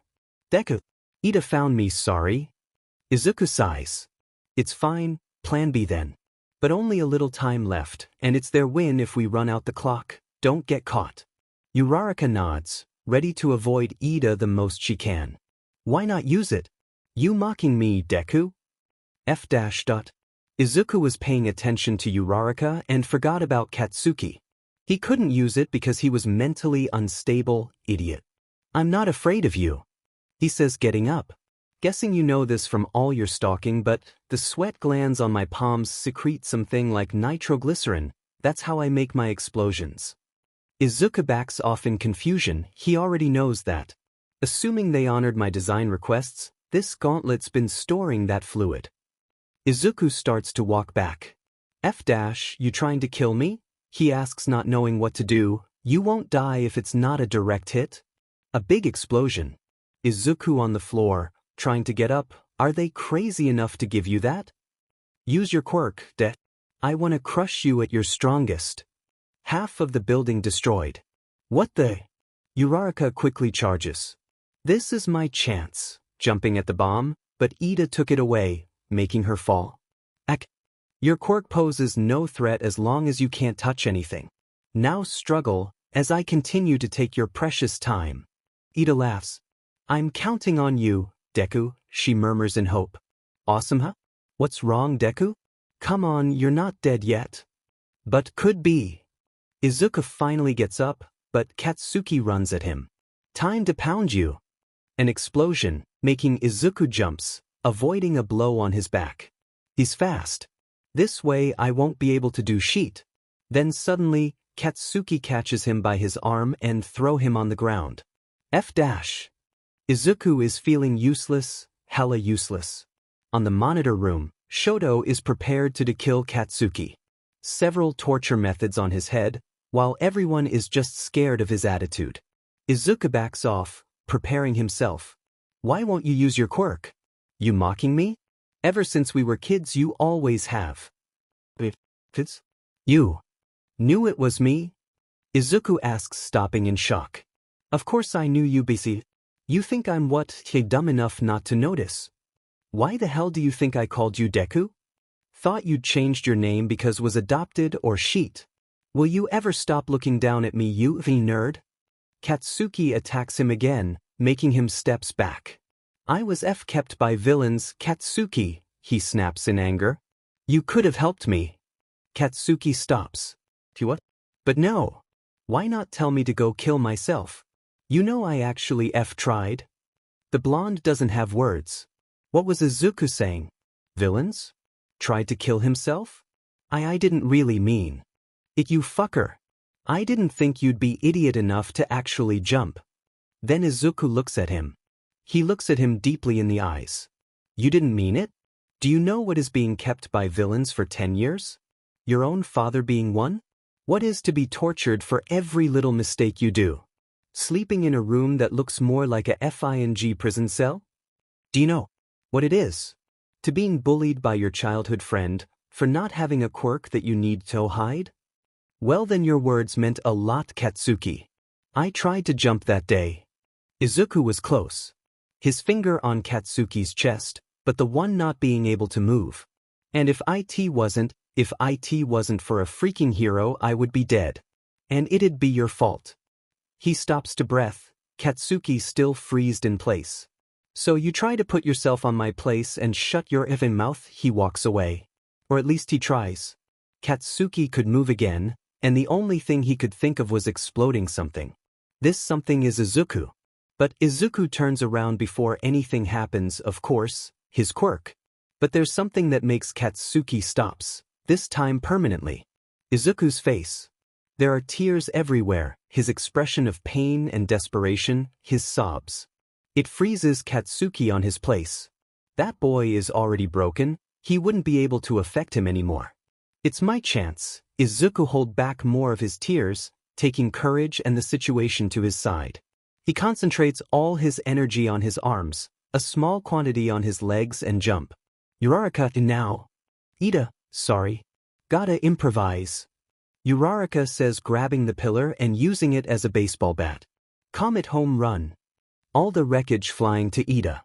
That's no home run. Uraraka then jumps over Ida and catch the bomb. Secured. The weapon. Ida cries. The hero team wins. All Might announces. Katsuki is even more furious, ready to kill someone. I totally just lost to Deku. Because I pitted him. Let's head back, Bakugo. All Might stops him from whatever he was planning to. Izuku's trying not to have a panic attack. It's not working. He's crouching on the floor with his hands on his face, trying to stop the stupid tears. His arm is all broken, and he's sure he's about to pass out. You won the exercise, why are you even crying? Freaking idiot, idiot, idiot, you just told him everything. Why did you tell him? You needed to stay calm, not do that, you FNG stupid, and now what? You're going to cry to your fake but parents? They don't care. Everything is a blur, his thoughts are too loud and, Izuku just noticed, he can't breath, great. Not even breathe you can anymore, FANG stupid. Having a panic attack over Katsuki? That's a whole new level of weak, you know. You'll never be anything but a stupid worthless Deku, as he said back in middle school, and you know what? He's just dash. Izuku. Izuku, please just look at me. Izuku, he hardly tries to look up at the owner of the voice, but can't recognize the person at all. Breath with me please. Right, breath, he's constantly forgetting how to do that. He follows the person's breath, until he calms down. When he opens his eyes, Shuta's right in front of him. Is Uraraka okay? Shoyuta looks at him in annoyance. You just had a panic attack if your classmate is okay. Izuku looks away. Well, I destroyed everything in dash. She's fine, problem child. Everyone's in the monitor room, Ida was the VIP in this battle, we're going to see Recovery Girl. Don't even want to see her reaction to seeing you on this state, God. Izuku gets up with a tiny smile, wrapping his arm around his shoulder. Can I dash? Yes, child, but not now. I can show you how it was when you wake up, because right now you'll rest, understood? Our priority is you, not Shoto's fight. Shoyuta interrupts him, making Izuku laugh, he knows him too well. Oh, and we're talking about what this was later, with Hizashi at home. Oh, demon. While Shoto freezes the whole building to get to the weapon, Recovery Girl yells at Izuku, asking how many times she'll have to do that, and how it's been only 2 days. In the middle of her lesson, he falls asleep. Aizawa Shoyuta, he swallows dryly. Why do this kid keep ending on this state? What's happening? I thought he was stable. Shoyuta sighs. Yeah, well, he is, but apparently not around Kaken. She looks at him worried. You're telling me that dash? Yes, Katsuki Bakugo is Kaken, Izuku's childhood friend and main bully. According to All Might, they were arguing on the fight. I'll talk about it with Izuku later, but still. When I came to check on him, he was having a panic attack after the battle had ended. That a-hole didn't stop the fight and I don't even know why, so blame him and not me. Chio sighs. You all are going to kill me before the time. Walking back to his classroom, Izuku feels tired and hopes not to see Katsuki. Of course he's going to try to explain what happened properly, but not when everyone is on the room. Ah, Deku's here. Welcome back, man. Kirishima greets him as soon as he opens the door. I don't know what you were saying back there, but that was a wild battle. Now what? We were super pumped after that crazy first round. Yeah, he can imagine. They all introduced themselves, while some other classmates were just talking on the back. Uraraka asks about his arm, but it's not even that he's worried about Shoyuta, Hisashi, and Shoto. Oh gosh, he's so screwed. Hisashi's face appear on his mind, for the first time in a long time. He fears it again. Hey Izu, can we talk? Oh no, it's happening. Shoto gets closer, and Shoyuta appears out of nowhere. Not now, Todoroki. You're invited to come over so we can all talk together. Hey Izuku? Oh no, Shoyuta has that look on his face. He nods intensely, leaving the fastest he can. Katsuki's still here, he runs to him. Katsuki. Huh. He's not in a good mood. I need to explain to you what happened. Katsuki stops walking. My dad. He was the one who killed my mom and took me away. I was kept by him and some other villains for 10 years, working for them. I didn't kill anyone happily. I was allowed to start school with a new identity and all, but I was too scared to do anything at the time. I always had a quirk, Katsuki. I've never been quirkless, I just hid it. I'm safe now though, was adopted by pro-heroes and all. He says everything at once, only stopping to breathe when he stopped talking. Huh? What is that it? What the hell, Deku? FING kidnapped by villains? And you didn't even tell anyone? FING pathetic. And I lost to you? And if it weren't enough that ICBSTRD. No way I can measure up to him either. Damn it, damn it, damn it. Why? You too, Deku. From here on I hear me? I'm gonna beat you all. Enjoy your win, it'll never happen again. Is Katsuki okay? Izuku wonders walking home. Most importantly, am I going to be okay? He opens the door of his apartment cautiously, already knowing that they were all there. Welcome home, Izuku. DMN. I think we need to talk. The three of them, his dads and Shoto, were sitting on the table, their glares making Izuku hopes he was dead. He walks to them, sitting along, staring at his feet. About what? Hisashi laughs, breaking the atmosphere. Come on, Izu, we're not going to kill you. We just want to confirm some things. Okay, he breathes deeply and looks at them. Just ask then. He says nervously. Is Kaken Bakugo Katsuki? Whoa, Shoyuta really likes going straight to the point, huh? Yes. Why did you keep it from us? He looks at them defensively. I didn't keep it from you. You just never asked. Plus it's not like it's a big deal either. Shoyuta sighs. Shoto looks relieved for some reason and Hisashi kind of disappointed. Great.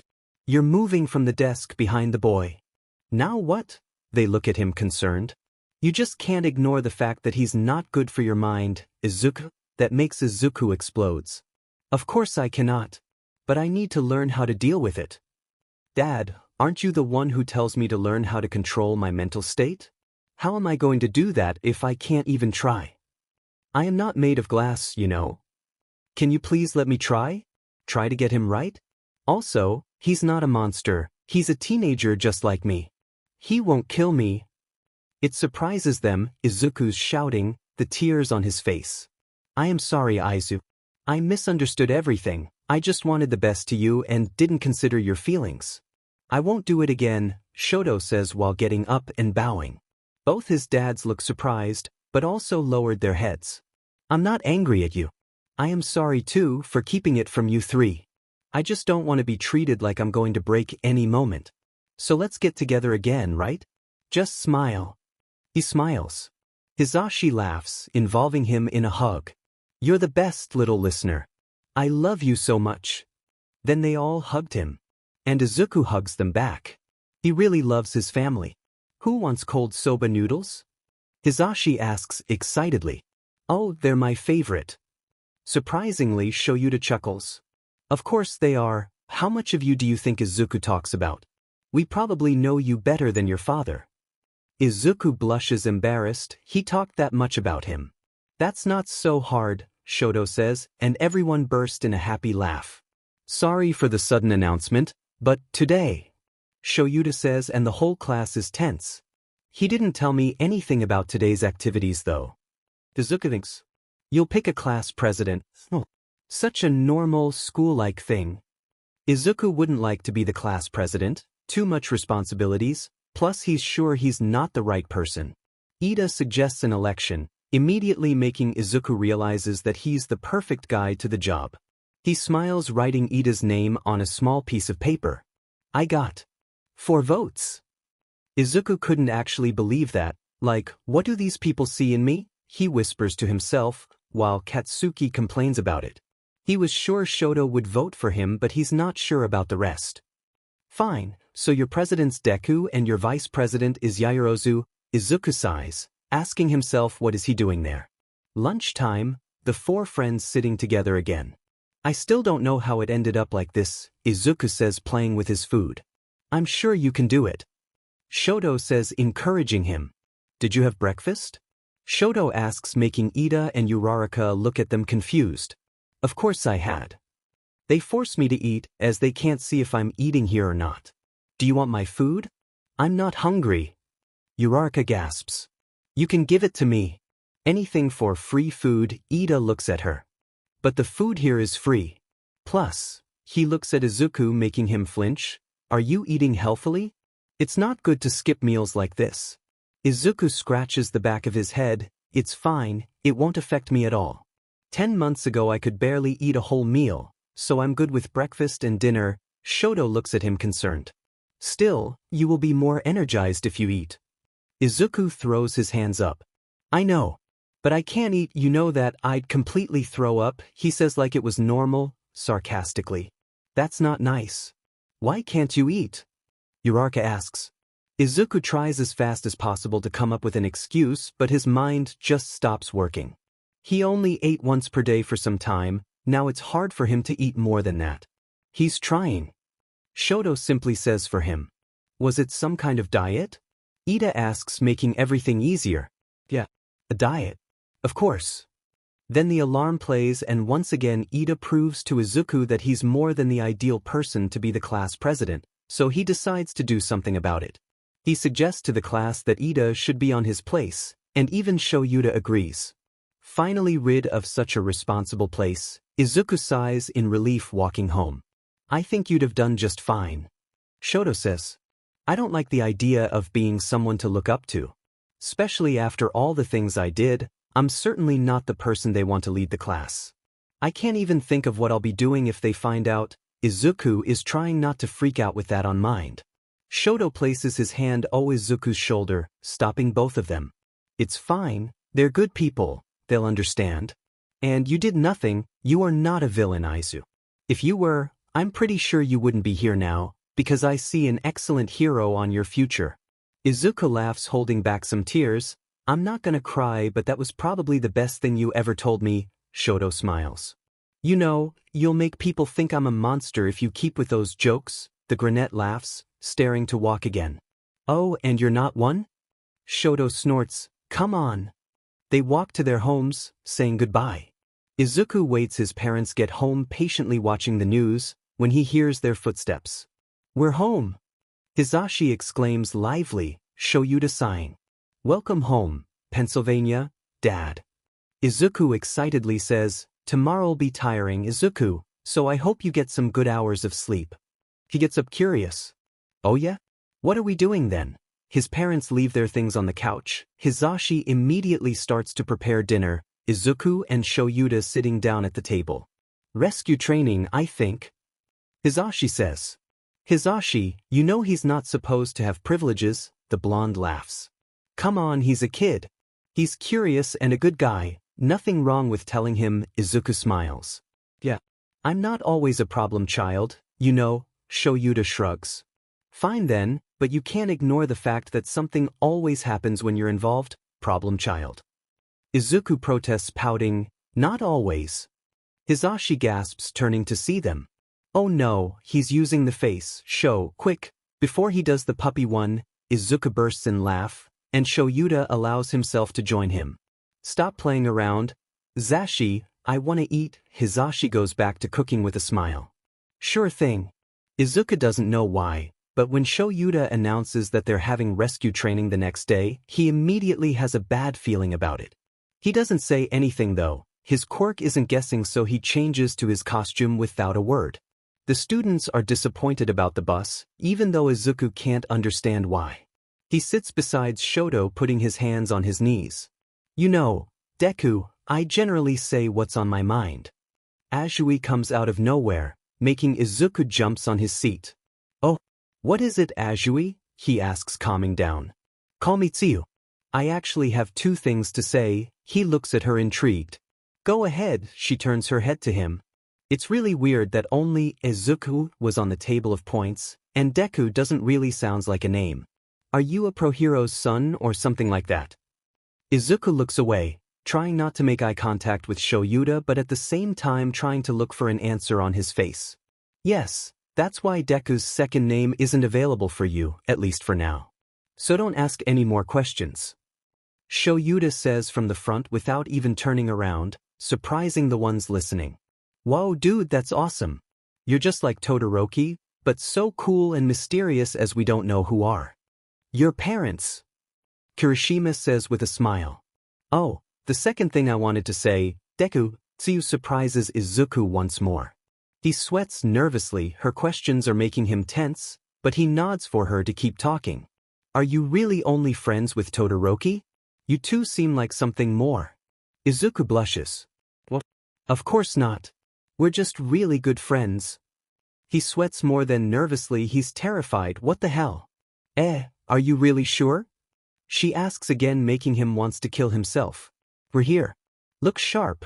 Now, Shoyuta announces, and Izuku couldn't be happier. He quickly leaves the bus for air. He's probably super red, even when he doesn't understand why. Oh, wasn't Shoto by my side? Oh no. I'm a disaster. He panics, not even paying attention to his surroundings. When he's calm again, the Space Hero 13 is talking, but he didn't pay attention. He notices that All Might isn't there when 13 starts explaining about their quirk. When they finish, Izuku claps his hands together with a smile. But something's wrong. He recognizes that purplish black on the back, stepping back with terror stamped on his face. Shoyuta turns around confused about Izuku's expression when tons of villains comes from Kurogyri. 13, protect the students, he shouts, those are villains. And suddenly, everyone's scared.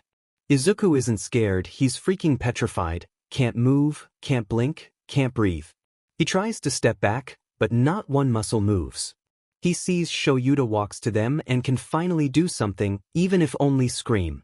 You can't fight them alone. His voice is pure pain and terror. He doesn't want to die. He doesn't want to go back there. No. Shoyuta jumps towards them. Izuku wants to cry. He tries to turn on his communicator, but it won't work. When he starts seeing Kurogyri, something blocks his view. Someone is hugging him. Shoto, he looks up at his face, whispering. They can't see you here. They can't find you, okay? So stay safe, please. Izuku wants to wake up. He just wants to open his eyes and realize that it is a dream. Izuku wants to cry. Kurogyri says something about killing the symbol of peace. Kirishima and Katsuki try to charge at him. Izuku lets Shoto go, he needs to do something, but his vision goes black and he's teleported. Water. There's a villain about to maybe kill him, but Azui kicks him, taking Izuku with her tongue. This is nasty. He's thrown in a boat when he notices that Shoto isn't there. Sheet. A plan. Yes, that'd be good. Izuku wants to panic. Azui comes to the boat with Mineta, that is panicking, but Izuku's more focused on thinking. They don't know about our quirks, because they put Azui on a water zone, so Mineta should be able to throw his ball in the water that the villains won't know what they do. Izuku mumbles, looking at both his classmates. You heard my mumbling, right? Mineta, how many ball you can take out of your head? I don't know, I'll start bleeding at some point. Izuku sees villains. Awesome, so just throw as much as you can on the water. Azui, I'll try making a swirl on the water, can you catch me after that? I think so, Rip, she says with a finger on her mouth. Great, here I go. Izuku jumps with energy on his legs, aiming the center of the villains, hitting the water as it was concrete. His plan works. The villains are stuck with Mineta's ball altogether. Azui catches him and they're safe. But Shoto, what about everyone else? When they're on the coast, Izuku focuses on his hearing. You just lost to a kid. Come on, aren't you adults? Shoto is fine. He can hear Shoto's voice too. They're fine. But there's an interesting new guy to the league. I'm helping Aizawa-sensei. Izuku says determinate. I didn't think you were that dumb. Izuku ignores Mineta. He needs to help, even if he has to die. He's not letting the league hurt anyone. Nomu. Izuku's late. He knows that. There's this big thing, apparently called Nomu upon his dad. Let him go. Izuku's out of the water, facing Shigaraki not so far from him. Oh, I think you're the scum's son, huh? You're probably talking about Hisashi, am I right? I'm sorry, but I don't identify that man as my father. Izuku won't let them hurt Shoyuta more than he's already. Oh, you're a brave brat. Did you know the brave ones are the first to go? Nomu, take the kid, don't kill him. Izuku tries to punch the thing. He needs to get Shoyuta as soon as possible, but it doesn't work. The Nomu was like a wall, he didn't hurt him even a bit. Fear not, for I am here. All Might. Utilizing the moment, where Shigaraki is too occupied by All Might's appearance, Izuku walks up to Shoyuta, immediately checking his vital signs. He's alive. He sighs relieved, but before doing anything he's put away by All Might, within Azui and Mineta. I need to get him to Recovery Girl, my first aid kid won't do shit. He's aggressively hurt. How is he? Izuku is scared by Shoto's sudden emergence. He needs Recovery Girl, but I need help to get him out of here. Shoto nods, helping him carry Shoyuta, when there's a big explosion. All Might just stopped Nomu's blow. It's strong, maybe stronger than him. I don't know if he's gonna make it, Izuku says, softer than what he expected, making Shoto looks down. We need to think the best. They stop to watch the fight. All Might starts punching, he has a good plan, but Izuku's not sure if he can keep going for too long. All at once, the Nomu is cobbed from the place, breaking some ceiling's glass. We'll come back and we'll take that brat with us next time. Shigaraki says out loud, almost disappearing with Kurogiri. Not yet. A shot. They're here. The pros? Late. Shigaraki curses and goes away, leaving behind all the other villains. When Izuku thinks everything is okay, he sees himself back on the torture room again. No, not now. A flashback. He's tied, all hurt on the floor, the first time Hisashi tortured him. Fire. He's burnt everywhere, he hates Hisashi's fire. Will you FNG obey? Or will you keep being a crybaby? Izuku spits blood. I won't kill. It's almost a cry, he also feels himself about to pass out. Guess you haven't seen fire enough. The last thing he sees is Hisashi's mouth opening. That's how he got his back scar. It's huge, that's all he knows. What if everyone finds out? What's going to happen to me? What if they already know? Shigaraki looked at me when he said that and Aizu. Another flashback? Oh, Shoto is with him, right? Yeah. And his head hurts. There was so much noise on this place when they were all battling, Izuku's head looks like about to explode. Let's go. No. Wait for me here. He needs to see All Might. It was as clear as the day that he wasn't okay, with all that dust cloud coming out of him. You're not fine, you can't just go. I need to go, Shoto, so just let me, okay? He smiles melancholic, Shoto sighing as concerned as he can be. Please be careful, Izuku nods and runs to All Might, but when he gets to him he's revealed a big surprise. Uncle Toshi? What are you doing here? He notices that Cementos creates a wall behind them, confusing him even more. This is bad. I need you to help me out of here, okay kid? I can explain later. Now, Recovery Girl. Izuku nods without questioning, picking him up and making him leans on himself, walking to whatever way he's looking for Recovery Girl. Oh no, I left Dad with Shoto, did I just? Todoroki just left him with my partners, he's right now. Being carried to the infirmary, seems like it's your time. Recovery Girl appears, putting her hand on his shoulder. Aunt Chio. Where's Dad? Is the first thing Izuku asks when on the infirmary. Oh, he was headed to another room, since his condition is worse than yours both, he looks at her worried. Will he be okay? Of course. Not something that my gracious kisses can't cure. He's resting by this moment. Izuku smiles, relieved. Yeah. Tashinori murmurs something that they can't understand. When finally put on bed, Izuku's sitting on the one beside him. I think I've probably shortened my time limit again. I'll be lucky if I still get an hour a day. Izuku looks at him, still lost. What's the meaning of all this? Chio sighs. Just tell him already, Tashinori. I'm All Might, my boy. I know it's hard to believe, but it's the truth. Izuku looks at him, no words on his mind. Say what? It's my quirk. I now can't be All Might for a long time without coming back to normal. Izuku gasps for air. Too much information. I don't know, I need to think for a bit. Can you have dinner with us tonight? I'm not sure if Dad will be there, but... Izuku gets up, he needs to get fresh air. Of course, my boy, see you there then. Izuku nods, smiling, walking out of the room. There's too much on his mind, he's just walking, probably and hopefully home, thinking about All Might, today's incident. If Azui and Mineta understood that he's the son of a villain, how he couldn't help Shoyuta as much as he thought he could. Aizu, you're starting to scare me. He looks at his side, where Shoto stands, walking with him. Oh, you're here, hey? Shoto sighs, making Izuku wonder for how long he was there. Don't let today's happenings get to your mind like this. Do you want to talk about it? Seeing Shoto talks like that, comparing how he is at school, is kind of weird.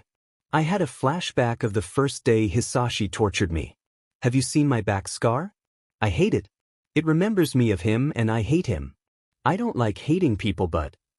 wanting or not, he's my father. He killed my mother, who I barely remember the face, and did all that to me.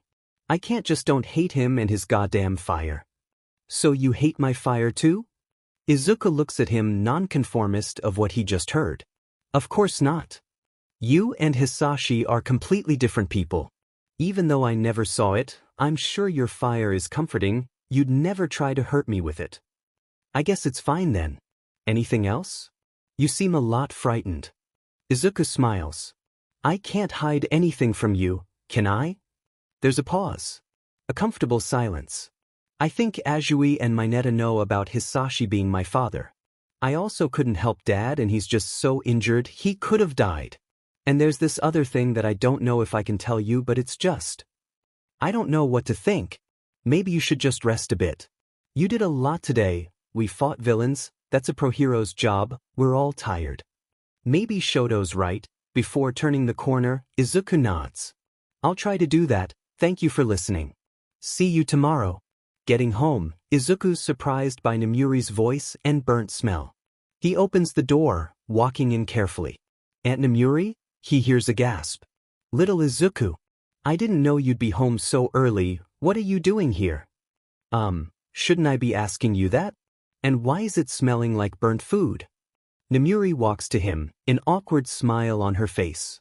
I may or not may have burned tonight's dinner, little bean, he sighs. Izuku leaves his bag on the couch. Do you want help? Once in a while I help Pa with cooking. She smiles as he was the world's salvation. Of course. What do you want to do? Let's make omurices. Uncle Toshi is coming, so I think 5 is okay. Namuri looks at him puzzled. Why 5 though?